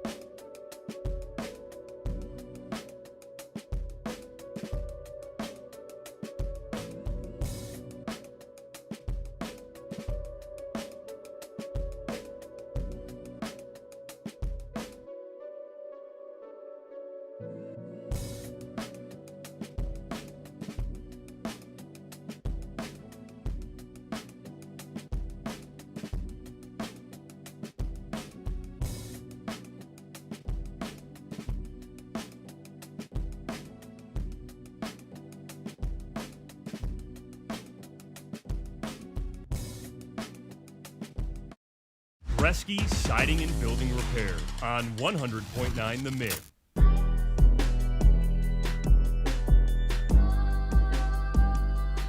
All right, welcome back in. This is the Ben Bosscher Show. We are about to take a trip around the league.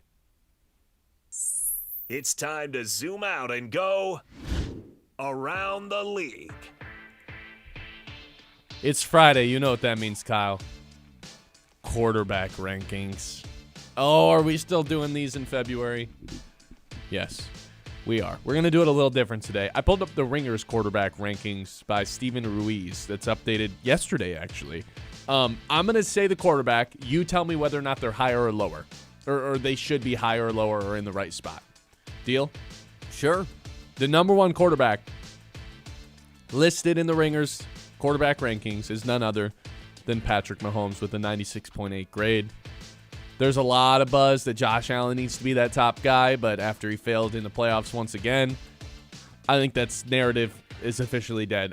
You know me. I would have Mahomes still as number one. He's a master at playing the position. Wait, I think he's maybe the best ever. Allen failed in the playoffs. Mahomes missed the playoffs. Yeah, torn ACL. Would have missed the playoffs either way, though. Maybe. For sure would have, yeah. We don't know. I'll take Allen over Mahomes. So you think Mahomes is too low? Too high? Too high, yep. Well, lucky for you, Josh Allen's 2. I love Josh Allen. I think he's one of the 10 best quarterbacks ever. He's not better than Mahomes. Maybe win one Yeah, Super Bowl. Mahomes is better all time, for sure. Right now, current day, big 2-6, give me Josh Allen. Can't agree with that. This is where I think you and I might actually both agree. Lamar Jackson's number 3. Does this feel a little too high? Probably. Are we still living in a world where those 3 have to be the top 3 quarterbacks in the NFL? They were. They obviously going into last year, I would have had no argument here. Correct. But after this past season, is that still the case? I don't know, man. Lamar had a really rough year. Rough, to say the least, because of injuries and when he was healthy, he But then didn't look like the superhero that we thought of. He didn't look like the Flash anymore. But then when you think who else deserves to be over him, I will go lower here. I will say he's too high. I agree. Not by a lot, though. You're going to love who's at 4. Justin Herbert. Ooh. And I actually think this is perfect.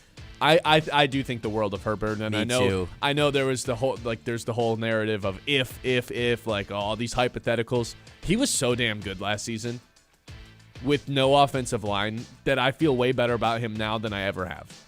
Yeah, the what if, man.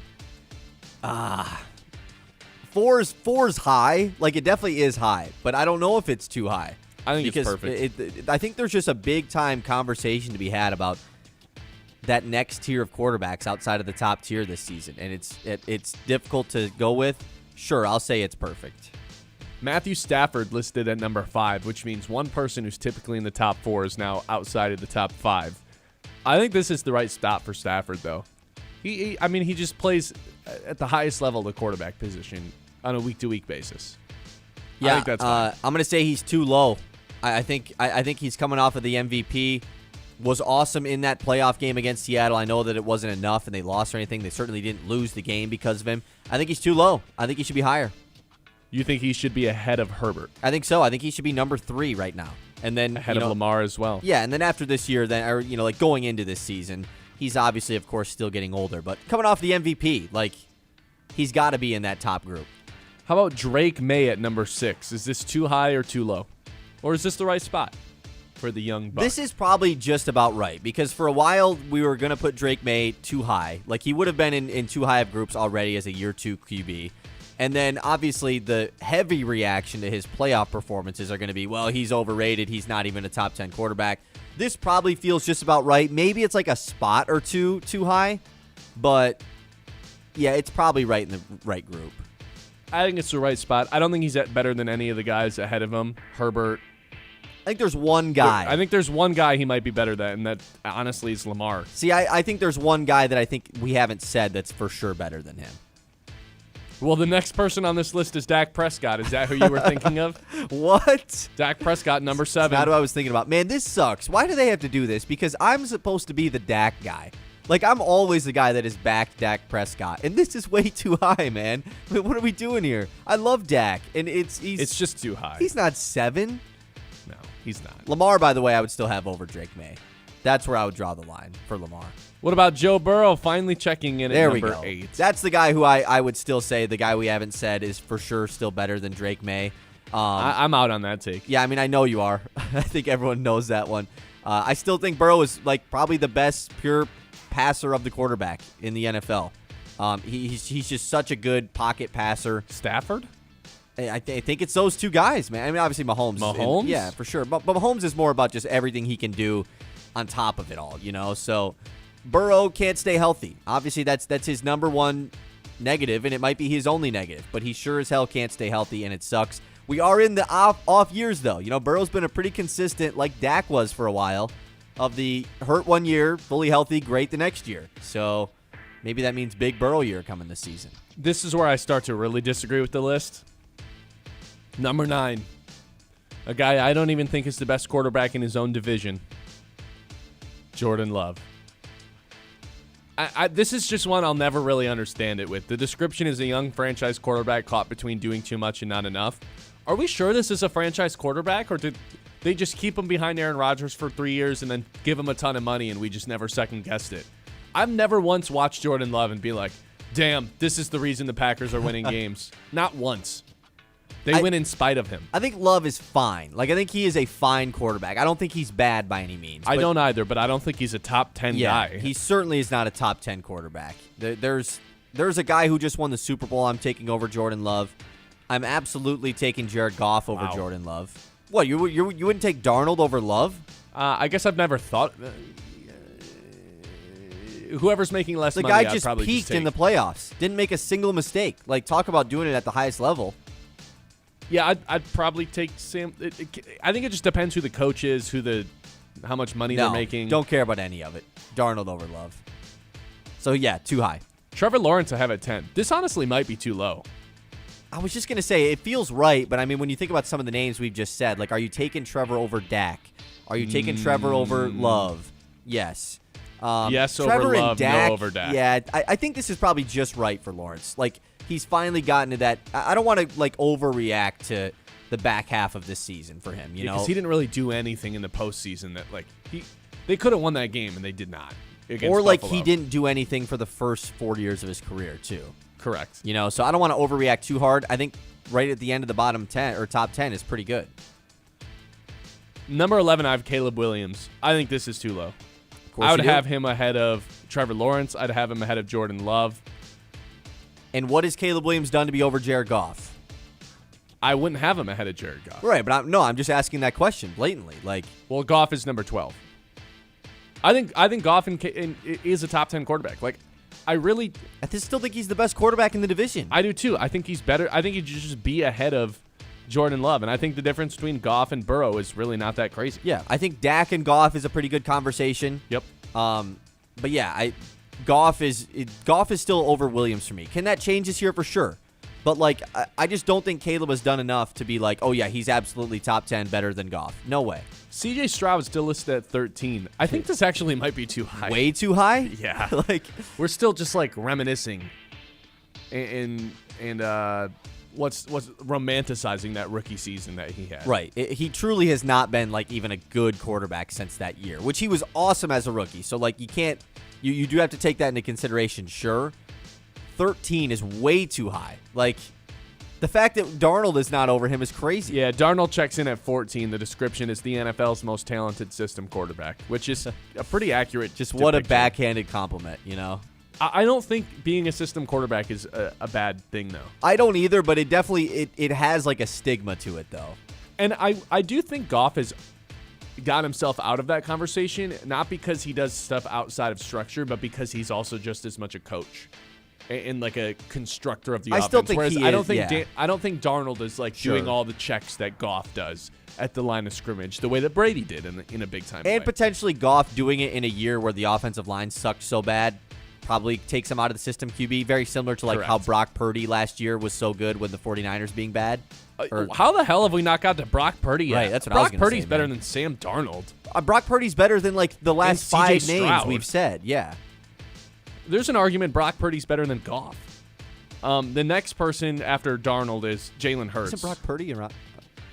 I think this might be too high. Jalen Hurts, you said? Yeah. 15? I think it's just about right. I mean, that means that you're the middle of the league. I think that's exactly how I feel about Jalen Hurts. He's just like right in the middle of the league. Brock Purdy is 16. I think crazy, that's way man. too low. That's he was crazy awesome low. last season. He was great. Baker Mayfield at 17. That seems about right. I mean, Baker was really good in the first half and then really bad in the back half. So it's tough to describe how, like, we were having crazy conversations about Baker for a while. Do you want to hear the description for Baker? It's Sure. really good. A flamethrower who lacks a second pitch. I like that. Yeah. That's pretty good. He's fiery. Everyone loves him. There's just always going to be something missing with Baker from a physicality Sounds like Gregory standpoint. Soto. Yes. It's exactly like It's a Gregory name Soto. from the past. Jaden Daniels all the way down at 18. Come by the on, way. man. Come on. We're knocking him that hard because he was hurt? I mean, I guess you just kind of telling you have where he to. I is. guess you kind of have to. He's way too low, man. Tua listed ahead of Cam Ward at 25 and 26. Notable. He's for sure notable. Michael Penix all the way at 28. Where's our guy 9 at? That's the main one I'm wondering. Is he in the top 32? Quinn Ewers is listed ahead of him. That's crazy. What? That's actually nuts. So what number is he? It's Justin Fields 30, Quinn Ewers 31, and J.J. McCarthy 32, and then the website crashes when I try to continue scrolling past that. Sounds about right. That's incredible stuff. Maybe don't let the website keep crashing like this, Bill. All right, 989-837-6125. This is the Ben Bosscher Show, live here on 100.9 The Mitt. When the seasons change, Maple Hill Nursery is working hard for you. They offer professional snow plowing to keep your driveway clear, plus spring and fall cleanup to get your yard looking its best year-round. When things warm up, their mowing services keep your lawn in top shape all summer long, from winter to spring and everything in between. Maple Hill Nursery is your all-season lawn and landscape partner right here in Midland. The Ben Bosscher Show, built by Bresky Siding and Building Repair.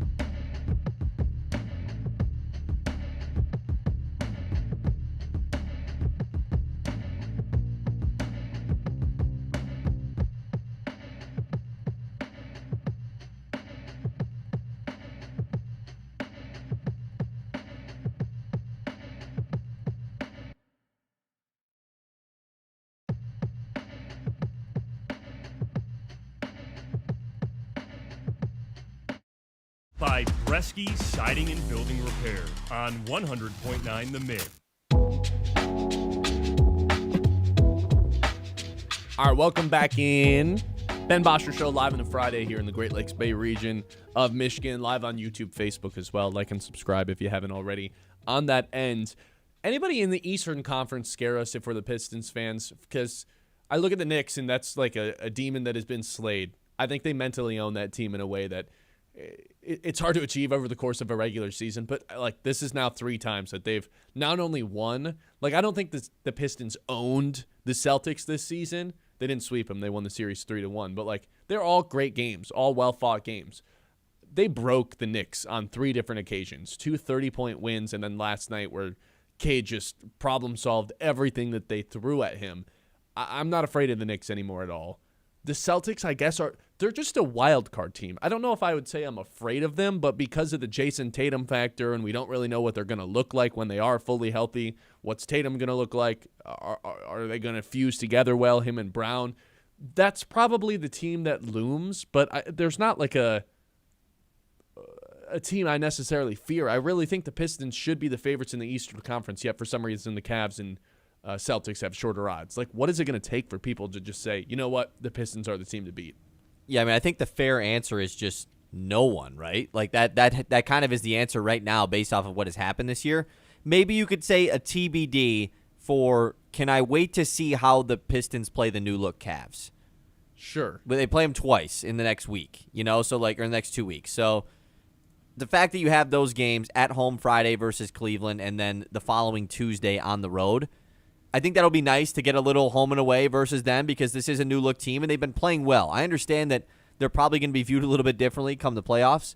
And if they get matched up against the Knicks in the first round, they'll just lose because the Knicks own them and we own the Knicks. So that kind of works out. So we own the Cavs. So we own, I guess that's how that hierarchy would work. I mean, we technically don't officially own the Knicks yet because they beat us last year in the playoffs, but it sure feels like that the Pistons do right now. I don't know. 3 straight wins is nothing to scoff at. Especially the one last night. But are the Pistons going to have Stu back in that final Cleveland game? This would be game 5 more games to serve. This would be the game 3, 4, 5, 6, 7. Yeah, so that Orlando game in between the Cleveland games should be the final Stu suspension game. So they'll get him back for that one on the road against Cleveland, which is pretty big.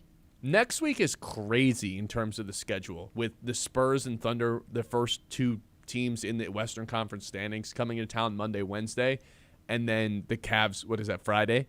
Yeah. That's the 3 straight games. Monday, Wednesday, Friday, all at home.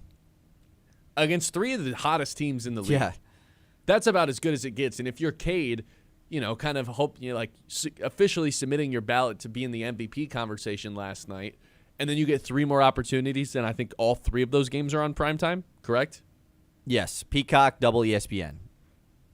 There's a real chance that plus 700 is even lower after this. Because if he gets a head-to-head win against Shea, if Shea plays in that game, then what are we talking about? Like, why would Shea still be the heavy favorite if the Pistons have the best record in the league and Cade balls out against that allegedly scary Thunder defense, which they are. I say allegedly, but they are. And, as much as the odds, probably shouldn't be affected that much on a night-to-night basis, especially this late in the year. It was one of those games. They just are, though. That's kind of how this stuff works. If you're playing against another guy, one of you goes off and the other one doesn't, and that team wins, And the Pistons guys are going to take it to Shea in a way where, the same way they treated Brunson for a long time, they're going to do the stuff on Shea where it's like, nah, man, we want Cade to win the MVP, and if that takes shutting you down, then this is Game 7 of the NBA Finals to us. That's the energy I think that's going to be in the building next week, both on Monday and Wednesday, to be honest. Yeah. Thunder Spurs. Cleveland being the top team odds-wise to win the East, at least you could give it to Boston on the fact of, we think Tatum's coming back. They've also made the finals twice with this core. You could at least convince me of that whole thing. Cleveland, they're playing really good. They've won 9 of 10. They've won 6 in a row. They're playing good. Yeah, they're the favorite. I don't understand it. I really don't. I think you can still get the Pistons at pretty good value by taking them to win the East or the entire thing if you plus really want to. Plus 360 to win the East right now. That still feels like good value to me, considering there's 2 teams ahead of him in the state. What's the deal with the Celtics? Vegas just assumes Tatum's coming back and they're gonna rock. Like, I think that's a crazy assumption. I mean, they also are like currently the 2 seed in the East. You know, like by that. 6 games out though. That's but like, a lot. I mean, they're second odds in the East. You know, like I think that because they're the second team. Like I don't think that's that crazy. They've also gone to the finals twice and won one of them. Wait, then why are the Cavs first? That's what I'm saying. Like I that's what I was just talking about. I don't know why Cleveland's first. Yeah. I saw we had a YouTube chat earlier. And it made a good point. Let me see if I can pull it back up. But I just remember it was someone just saying, like, what happened to the days when it was the best guy on the best team won the MVP award? And very clearly, like, Cade is it's not like you just give it to a guy because they're on the best team, but, like, he's also having a tremendous season. And the Pistons, if they're the best team in the NBA, they win 60-plus games. Like, he's going to have a better case than anybody. Yeah, but didn't people get frustrated with best guy in the best team because it would just be a write-in when maybe there was someone else who was a little bit more deserving of it? Well, that's what I'm saying, though. Like, but Cade also fits the, like, context-wise, yeah. Yeah, Cade also fits the bill of, like, is there a player, if you take them off the team, they drop the way that the Pistons would if Cade wasn't playing? Like, the Thunder are still winning without Shea. The Nuggets the Nuggets were playing pretty good ball without Jokic, but he's probably the other guy that you'd put in that category of, like, hey, man, if you actually lost them and we're talking about the definition of value, the team falls apart. Cade has to, again, be in this conversation. I think between being the first-place team and doing what he did last night in MSG and having such a significant lead in the conference and putting up numbers as if he is one of the 5 best players in the NBA and leading the league in assists, how can it not be Cade Cunningham right now? I'm talking myself more into it every single second.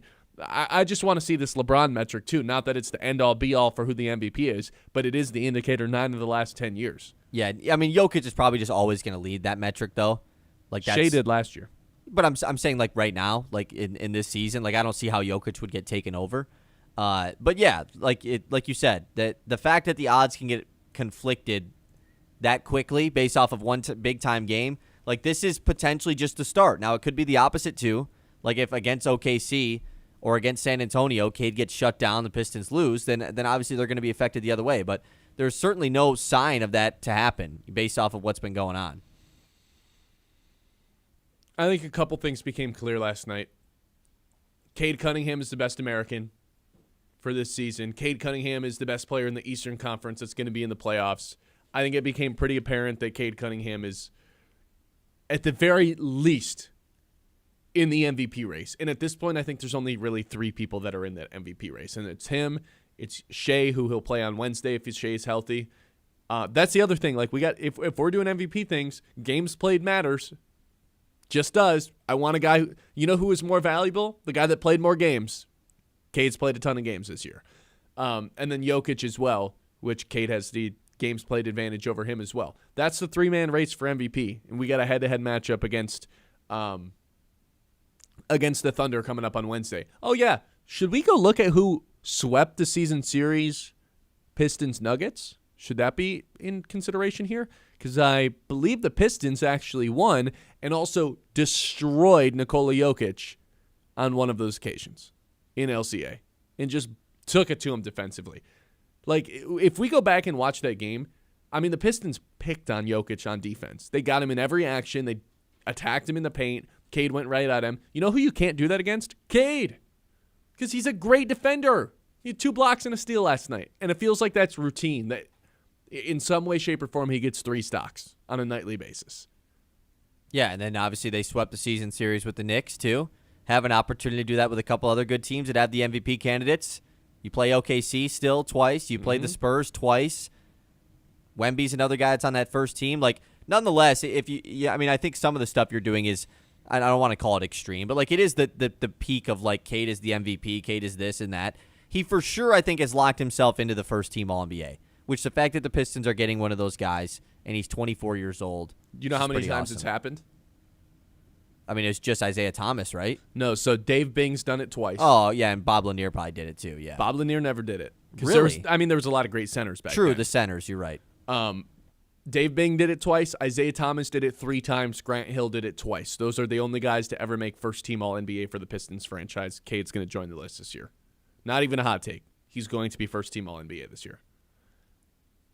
I can't believe Dwayne Wade called him Who was the comparison he's had for him last night?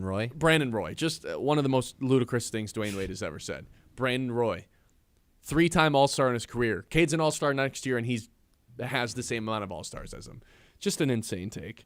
989-837-6125. 11 o'clock hour on the way. We're going to keep talking about this Pistons victory over the Knicks. What does it mean? What statement did Cade Cunningham make? A lot of stuff coming up here in the 11 o'clock hour. Ben Bosscher Show live here on the Mitt. Hey, the Midland Area Community Foundation is dedicated to strengthening our community through generosity and connection, supporting local nonprofits, scholarships, and projects that make Midland a better place to live, work, and play. Your donations help fund vital programs in education, the health, arts, and more. Partner with the foundation to leave a lasting legacy and create positive change for generations to come. Get involved at midlandfoundation.org. The Ben Bosscher Show, built by Bresky Siding and Building Repair on 100.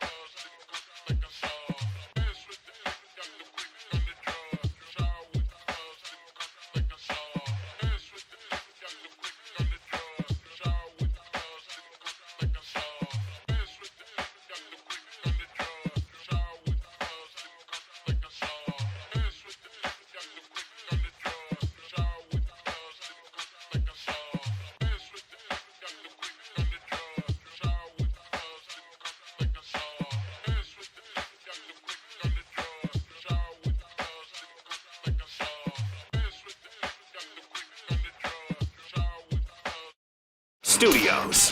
This is Sports Radio 100.9 The Mitt. WLUN, Pinconning Bay City, Saginaw, Midland.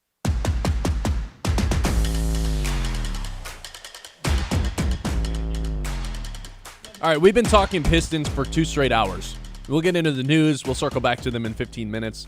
I do want to take 10 minutes and the Michigan basketball team.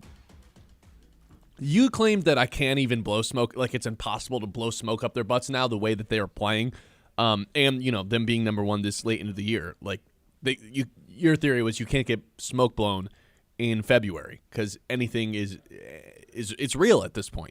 It's smoke in November, but at this time of the year, so be it. I just got an ESPN push notification on a nice piece written about them, calling them the greatest team ever assembled. Oh. Is that an overstatement? Yes. Is it? I mean, it for sure is. Yeah, there's like a really long history of college basketball. But do they have the opportunity to go down as one of those teams that is considered arguably the greatest team ever assembled? Like, yeah, there's going to be teams that dominate. Like, we can go all the way back to Lou Alcindor and the UCLA Bruins. Teams if that we actually want to. went undefeated and won the whole thing. Bob Knight, Indiana Hoosiers. Like, sure, but the way that they are playing now, like in the way that college basketball is played now, and in terms of the on-court product, it's never been as good. Right. Could be the best modern team ever, for sure. That's kind of what I'm getting at Yeah. now. Like, and I've expressed this to you, and I think this is the primary focus of this article that I'll read at some point today.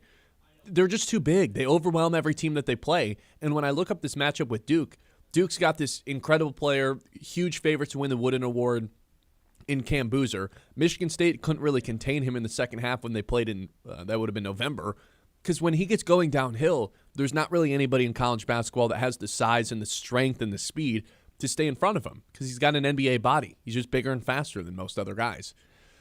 Michigan's got Morez Johnson, and that's like if you're going to build in a lab a person to stay in front of Cam Boozer or defend him, the archetype of a body it would be 6'9", 240-pound Morez Johnson who's got a wingspan that looks like it's 7'5". That's the guy to stay in front of him. I like. No, you got to put Yaks on him, man. No. Just for the what? No, we Yaks is too skinny to we gotta stay have in the front of. best players guard the best players. No, it's just not going to happen. But that's I kind know. of where I'm getting at. Like on 99% of teams across the country, Yaks is the power forward who is mismatching with with the other team's big man. Yeah. But with Michigan, the fact that he can play the three, it just allows all these mismatches to where there's usually an undersized guy on him. And the defensive aspect of it where, yeah, he doesn't even have to necessarily guard the other team's best player because we've got this freak in Morez Johnson who that's kind of his specialty in terms of the forwards across college basketball. I was so confident in picking Michigan against Purdue because I just thought the size was going to overwhelm Purdue's size, and I feel the exact same way. Like, I'm not going to say they shut down Cam Boozer, but I don't think he has one of the games where he just pops off and can't be stopped.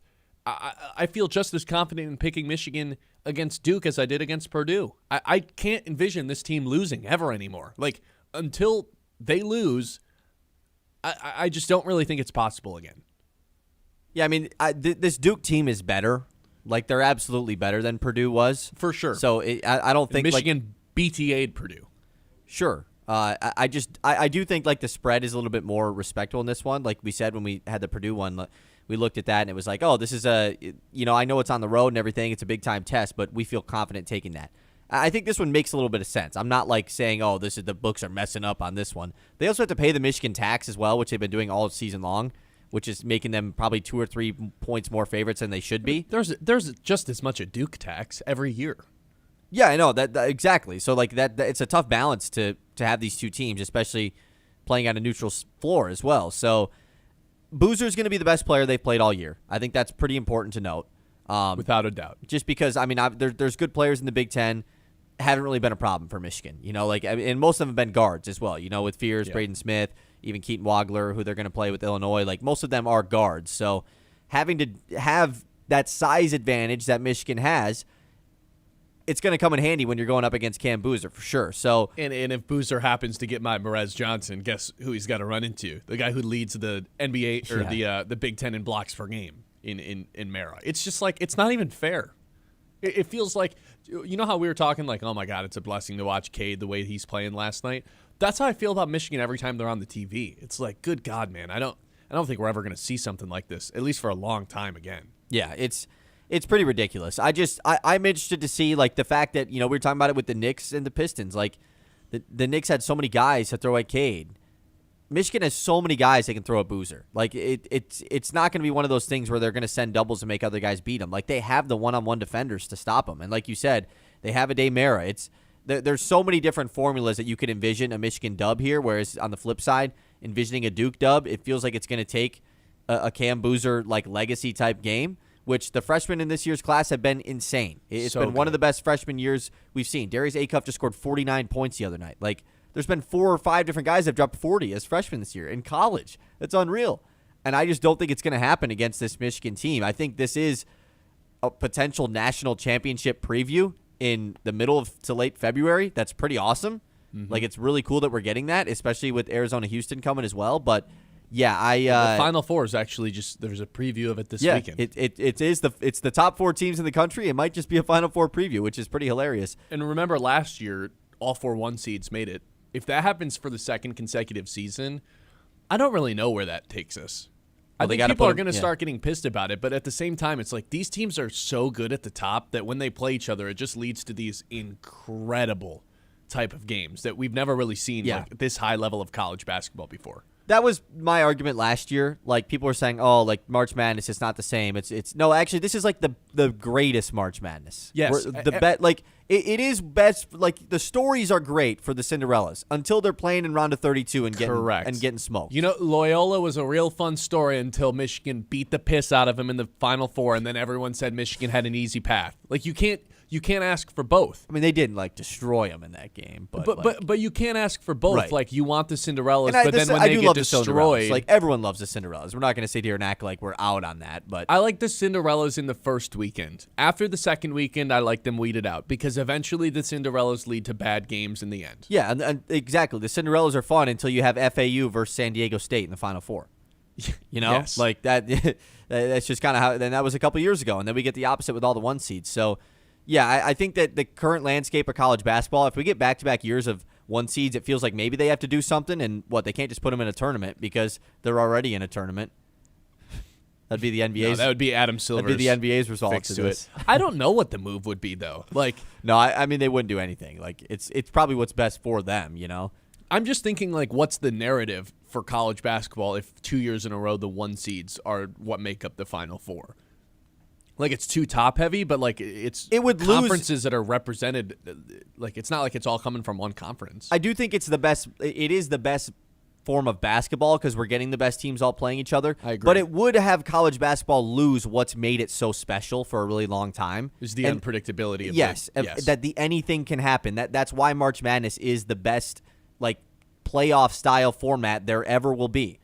Because of just you never know. It's so random. It's one game. Anything can happen.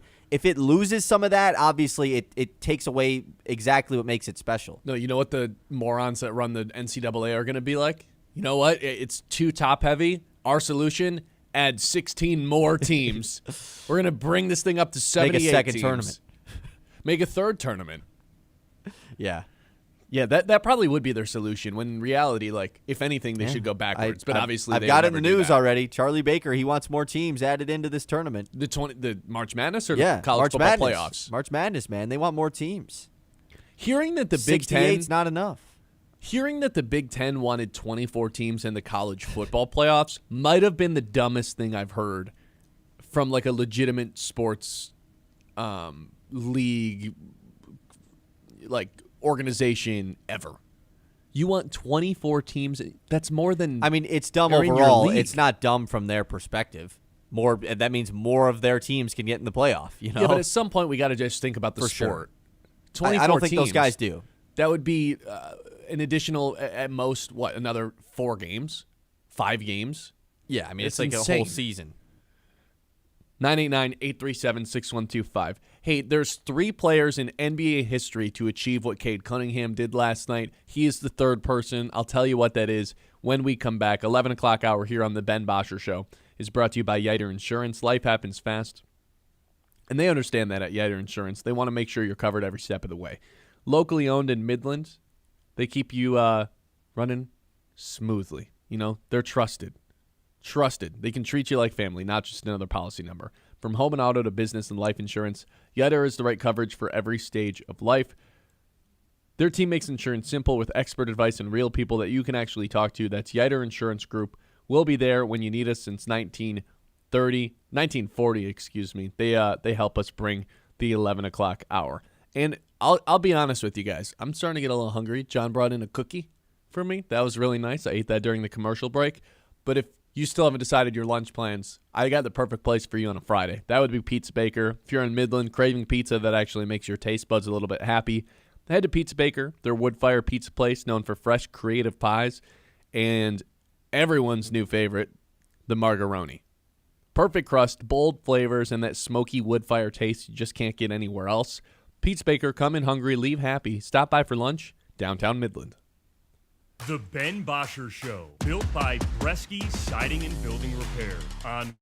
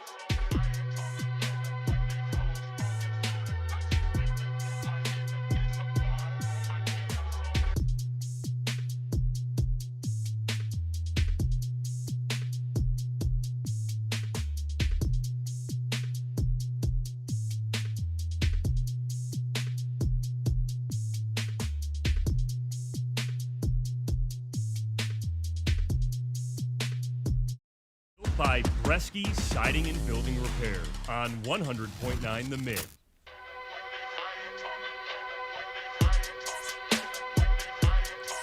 Only 3 players in NBA history now with Cade Cunningham in the group have gone to Madison Square Garden as a road opponent and had 40 points and 10 assists.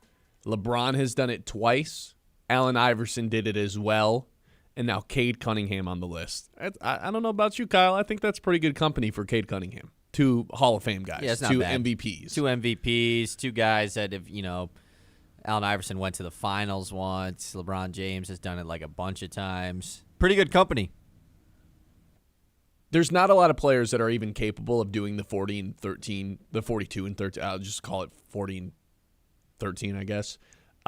There's not a lot of players that are capable of even putting up those type of numbers with the sheer ability to score and get them. I mean, he shot 17 for 34 last night. Like, they could not stop him. And then anytime they sent double teams or helps at him, he just figured it out. He got it to a wide open Duncan Robinson for 3. He got it to a cutting Asar Thompson, who maybe either finished or just kicked it out. Like, Asar had a couple really nice plays. It felt like he was a really nice connecting piece last night, even though he only had 10 points. The Pistons could do no wrong, and I think that starts with Cade Cunningham being able to do no wrong, always making the right play, whether he's getting the stats for it or not. Like, how many times in transition does he get the ball in full court and just push it ahead and end up with a hockey assist or, the play away from the hockey assist just because of his ability to look up the floor as soon as he gets it, throw it ahead, a ball on a frozen rope up basically the length of the court, and then it creates some sort of advantage for somebody else on his team. It's a joy to watch. And we talk about LeBron being the only other guy other than AI to join that club of 40 and 13 or 40 and 10 on the road in MSG.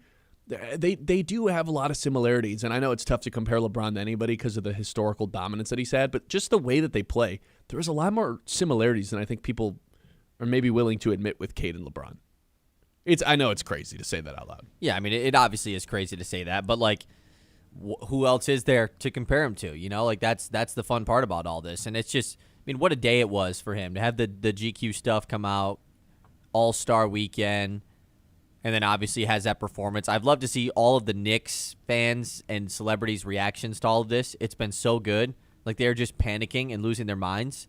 We're not going to be able to stop this guy ever if we see him again in the playoffs. Like, and still has yet, like, no Duren in all 3 of those games. No Stu in this last one. Stu didn't even play in the playoff series last year. Like, what's he going to do to Cat this year? It's just, it's fun to think about in a game where the Pistons had every opportunity to use excuses, to let one slide, get healthy, get Stu back, or get Duren back for the next one. It didn't matter, man. These guys take this stuff so personally. The funny part is the last time the Pistons felt the way that the Knicks fans did, where it's like, oh my God, we have no answer for this guy, was none other than LeBron James, whether you want to go to 2018 in the playoffs or all the way back to like when he ended the going to work Pistons era. That was the last guy the Pistons have faced off against where it's like, oh my God, man, there's just nothing we can do. He's just better than everybody that we have. That's how it felt watching Cade in the Garden last night against this Knicks team. That was, again, the preseason favorites to come out of the Eastern Conference, and Cade's just dissecting them. Send the double team. I dare you. I'll rack up an assist. Oh, you're going to keep Mikal Bridges on me? A guy who's been one of the better defenders in the NBA for the last 5 years? Yeah, he's just too small. The big, broad shoulders from Cade. The side-by-side shot of him at All-Star Weekend, his rookie season versus this weekend. He has to be 15, 20 pounds heavier than he was. Google says he's 220. I don't believe that anymore. He's got to be 235, 240. Yeah, I mean, he definitely is. I mean, you can just tell even it's on a year-to-year basis as well, like just the work that he's put in, and it shows. I mean, even times when he gets the ball in the fast break, it can be a 1-on-2, 1-on-3 type opportunity. He's still going to take it to the hoop just because he has the strength to. So I'm very excited for this stretch of Pistons games. Last night was just kind of the start of it, and it makes you feel really good going forward. Absolutely. Six-game lead in the Eastern Conference. Not really a team to fear. The Pistons, for some reason that I can't really figure out, are not the favorites to win the conference, according to Vegas. The more and more I think about that, the more frustrating it gets because I don't understand why. They've proven to be the better team than the Knicks, who have fallen a little bit in the odds. I guess the Cavs are playing better, but there's no way there's people out there making the argument that the Cavs are. Who's tough enough to just play with this? You got to survive a series with the Pistons, not just beat them. You got to worry about your own health and your own. not safety. It's not like they're playing dirty. But well, I mean, also, you got to think about it on the flip side, though. Like, the Pistons have to survive the physicality that they play with for multiple playoff series. You know, like, think about how physical that Knicks-Pistons series was last year. And it clearly, you know, did not work in the Knicks' favor afterwards. Like, True. Are the Pistons going to be able to have that going in the playoffs as well, you know, for multiple playoff series? But they're the ones that are delivering. Sure, but they're still, like, playing extremely physical, you know? But sure. More than anyone else is. Yeah, you're not wrong about that. And then there's the Celtics with Tatum coming back, and who knows what that duo is going to look like. But until I actually see them on the floor together and what that looks like, I don't think there's any reason to be like, oh, like I'm afraid of the Celtics. No. The Pistons had their number this year, too. A lot closer games. They didn't dominate the Celtics the way that they crushed the Knicks. Really good games, too, yeah. I think it was a plus 86 advantage I saw for the Pistons in their sweep over the Knicks. So 3 games won by 86 combined points. Again, preseason favorite. Doesn't mean a whole lot when you get your butt kicked in by the team you beat in the playoffs last year. 989-837-6125. Ben Bosscher Show here, 11 o'clock hour. We're keeping things rolling here on a Friday. Hope everyone's having a good start to their weekend so far. I'll be honest, though. I don't really know anything about technology. That's why I trust Link Technology in Midland. They handle all the complicated stuff. I'm talking about IT support, cybersecurity, cloud solutions, networking, so I don't have to stress about it. Whatever your business needs, their team knows exactly what to do and how to make it easy for you to understand along the way. Linked Technology, the experts who keep your business running smoothly so you can focus on what you do best. I do appreciate outside right now. It's starting to warm up a little bit. It's not quite spring, but it feels like it because we had that 3-week stretch where it was like 0 degrees. Yeah, all the snow's melting. It's kind of gross out, though. But I have a feeling it's going to get cold again. I'm pretty sure it is this weekend. I saw there was some potential snow in the forecast over the next week or so. And I know for a fact that winters in Michigan can get a little bit brutal. The last thing you want is your furnace to quit on you when it's freezing outside. That's where Answer Heating and Cooling comes in. They get your furnace running efficiently so you can stay warm, so you don't end up wearing 3 sweatshirts and a winter coat while you're watching the Pistons absolutely whoop on the Knicks. Fast, professional, and reliable, Answer Heating and Cooling keeps Midland homes running smoothly and cozy all winter long. The Ben Bosscher Show, built by Bresky Siding and Building Repair on 100.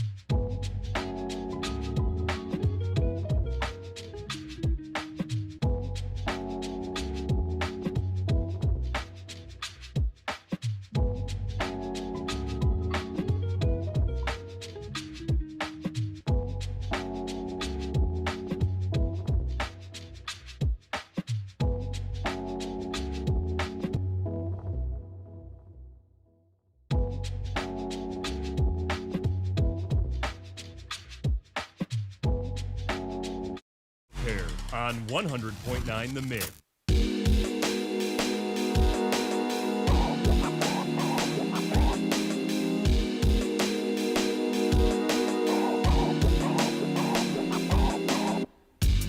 All right, welcome back in.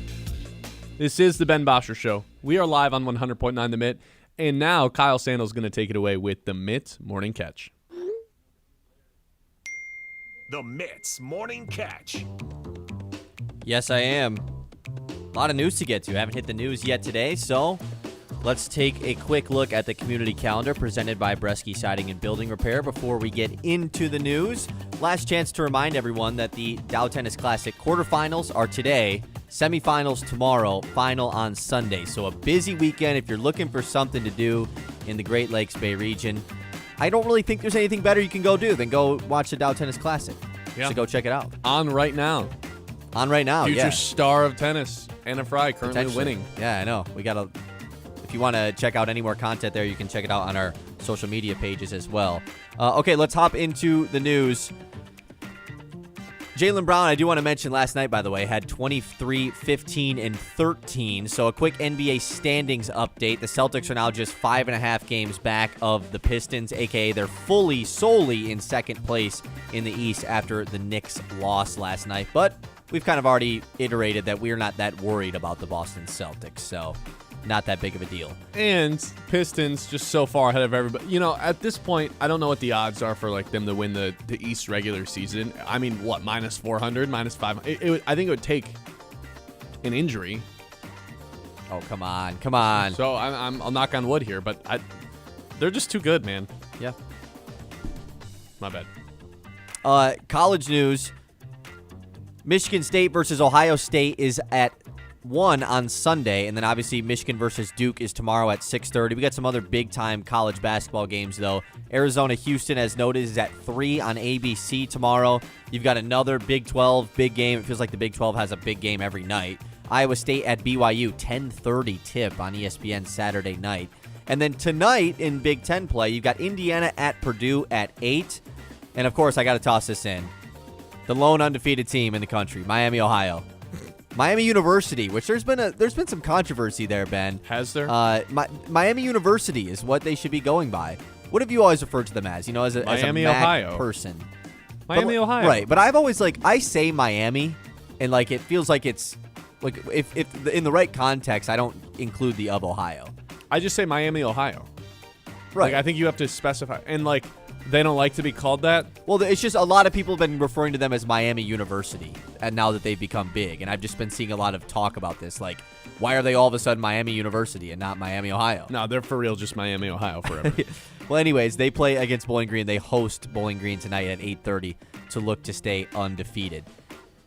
You want some surprising news? Just kidding, not that surprising. 2 Georgia football players charged with speeding at max limits yesterday.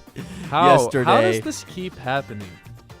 It was a funny bit 3 years ago, and it has just continued to still happen. 3 times a year? We get the same story that 2 Georgia players were recklessly driving? Yeah, I mean, it's actually ridiculous. They need to take away these kids' keys. Don't give them cars. I mean, why is it Georgia? Why is it just the Georgia guys? They must be giving away a lot of cars. Hey, you want to come play for... This is probably what they've been doing for years. Is it something Kirby Smart? We got to punish him for this? I don't... Throw him in a tournament? The winner gets their car back? Okay, Adam. I don't know. Something like that. Okay, yesterday, Team U.S. women's hockey has a late overtime goal from Megan Keller to win the gold medal over Canada. Man, that was big time. Shout out the U.S. women's hockey team. We have the U.S. men's hockey team back in action this weekend, but that was pretty sick. And can we let everyone know where she was from? Michigan. Oh, actually, I guess I didn't know that. Michigan native. So we had a Michigan native score. We're just killing it, man. Goals in back-to-back games for both the men's and the women's, with Dylan Larkin and now Megan.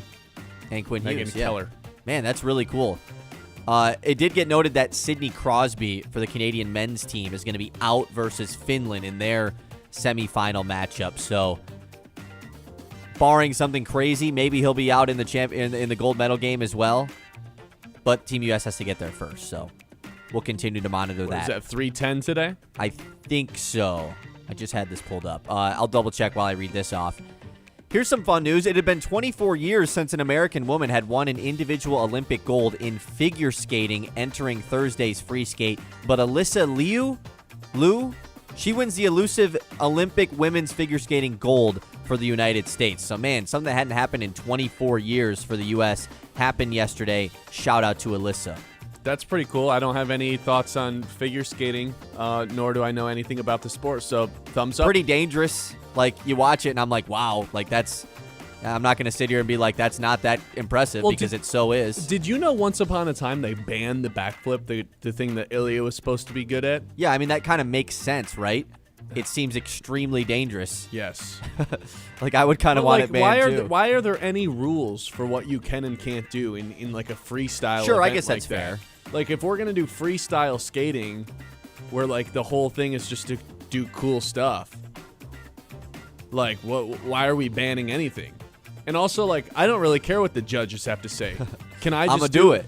No. I don't, like, whether or not a judge gives a figure skating thing a 9.7 or a 9.8, that's irrelevant information to me.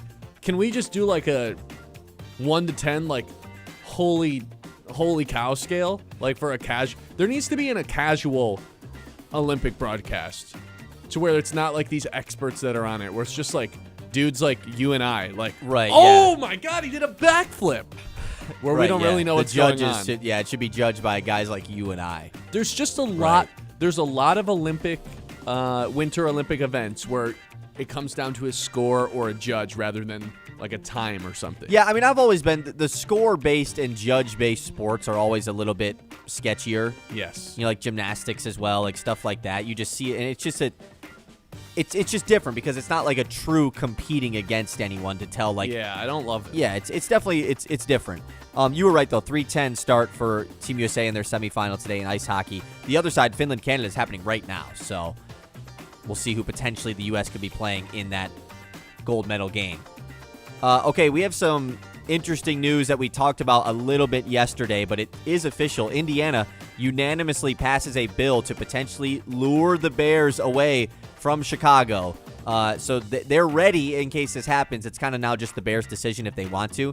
I did some digging on this, Ben, a.k.a. a very fast Google search. Took 5 seconds.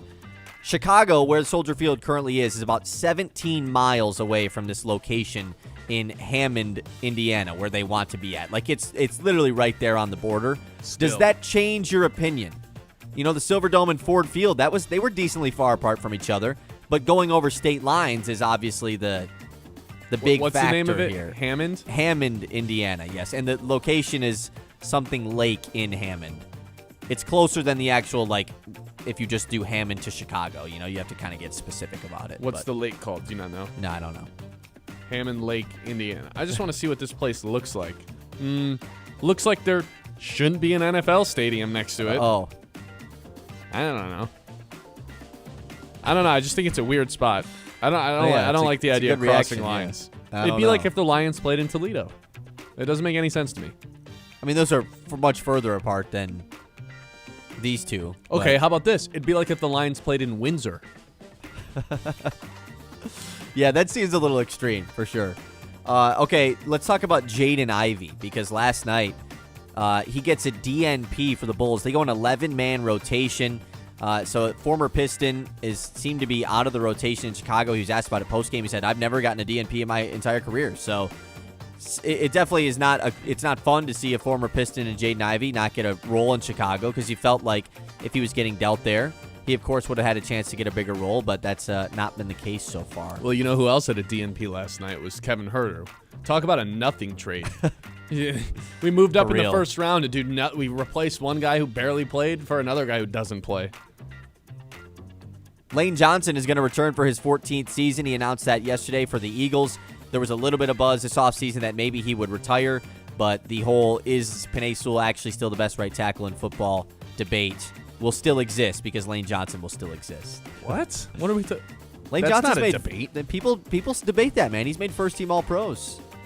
You know? Has he made the last 3? And, like, what is Penei Sewell? He doesn't even have the Protector of the Year badge. Neither does Lane Johnson. Yeah, I know. I was just making a joke. Joe Tooney. Last thing here in the news, the Rams are to promote Nate Scheelhaas to offensive coordinator, so expect him to be like, the next young, hot name for head coaching gigs in like 2 years, because that seems to be the thing. Say that one more time so we can remember the name. Nate Scheelhaas. I'm thinking I'm pronouncing that correctly. It's a long last name. Sounds right to me. All right, 989-837-6125. This is the Ben Bosscher Show live here on 100.9 The Mitt, live on YouTube. Like and subscribe on that end if you have not already. All right, quick shout out to our friends over at Eastman Party Store, your one-stop shop for everything you need before this weekend hits, whether you're grabbing cold drinks, snacks for the game, or realizing last minute that you do, in fact, need ice. Eastman Party Store has you covered. Head to the tailgate, house party, just settling on the couch tonight. Make it easy on yourself. Swing by Eastman Party Store and get in, get out with everything you need to make your night special. Eastman Party Store, quick stop, great selection, and always clutch when you need them most. 2 traditions for every show when we come back here on The Mitt. The Ben Bosscher Show, built by Bresky Siding and Building Repair.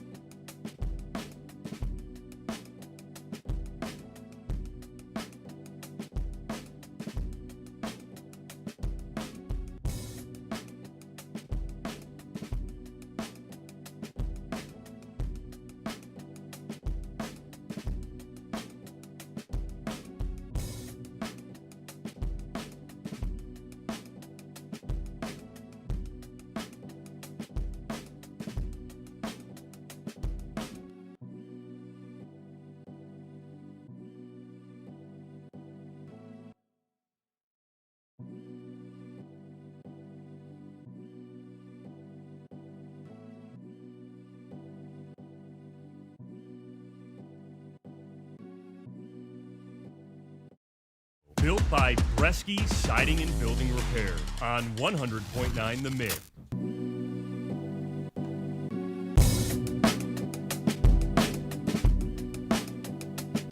Okay, welcome back in. This is the Ben Bosscher Show live here on 100.9 The Mitt. We've got two traditions to close out every single show.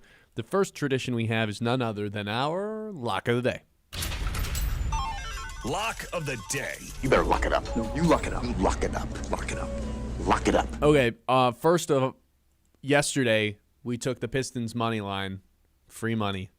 Pistons versus Knicks. It's just, I think we've profited all three games. We just took the Pistons money line or their spread if they were favored and got 3 wins in the Big 2-6. So thank you to the Detroit Pistons for that. Yeah, pretty genius. And that one really helped you out, too. Plus 146 bet. You haven't hit a bet that long, I don't think all year. So that's pretty big.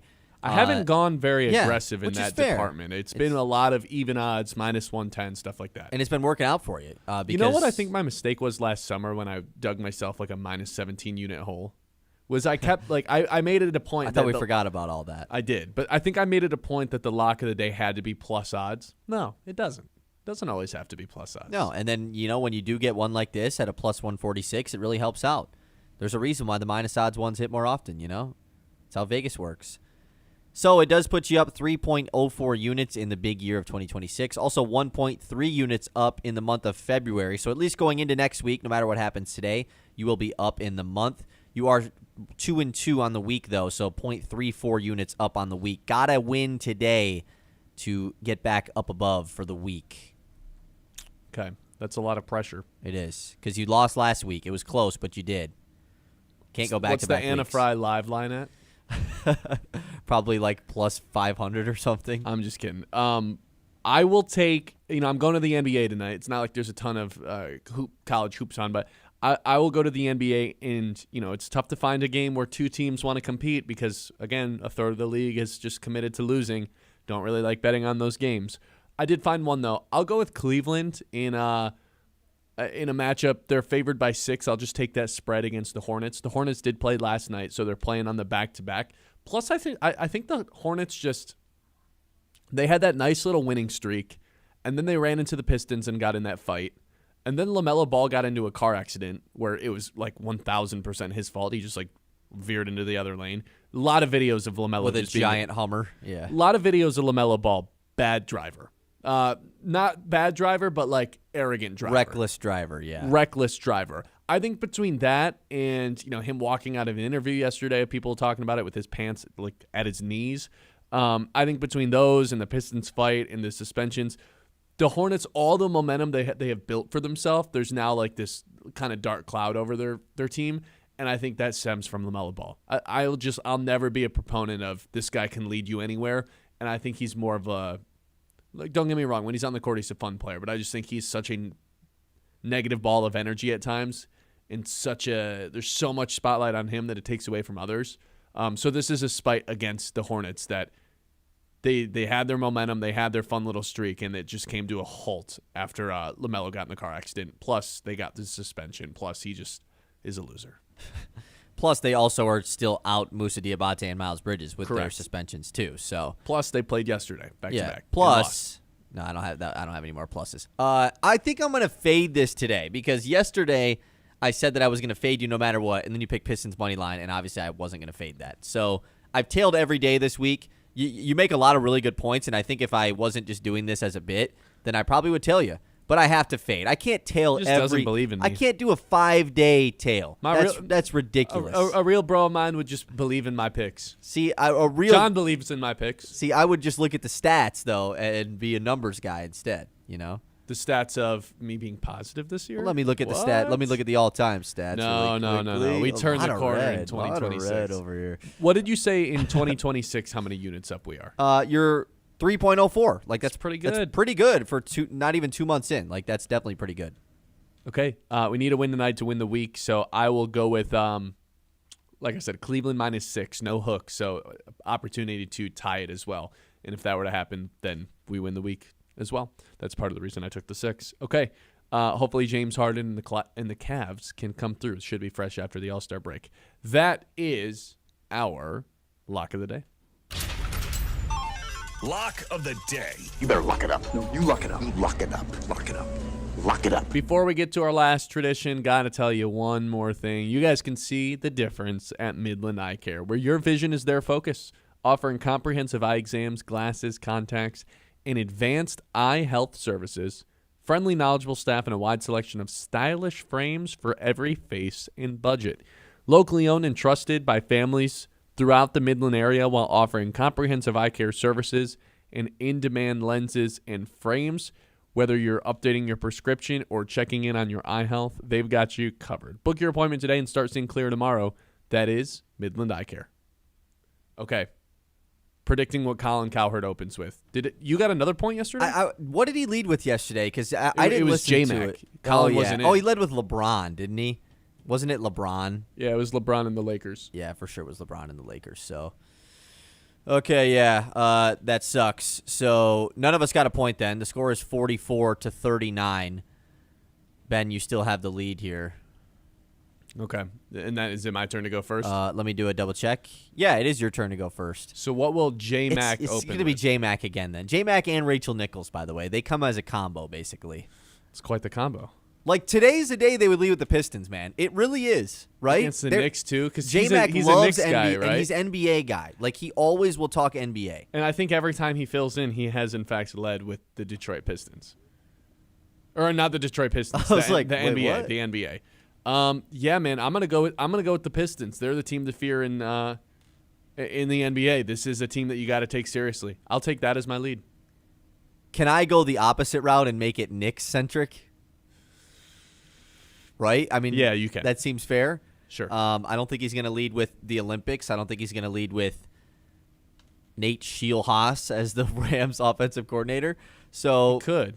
I saw Kurt Signetti got a bump in his contract during our show too. He's up to $13 million a year now, just like a huge boost in his deal. So that's pretty cool. Celtics Warriors also happened last night. I'm just trying to run through any sort of options. Who won that game? Celtics did. Yeah, Jaylen Brown went off, had a really good game, and he's got this lawsuit going on right now with Beverly Hills as well. Just a lot of weird stuff going on there. Anyways, yeah, I'm just going to take the city of Beverly Hills. I think so because they shut down some event that he was doing over All-Star Weekend. And he thinks it was wrongfully shut down. Blah blah blah.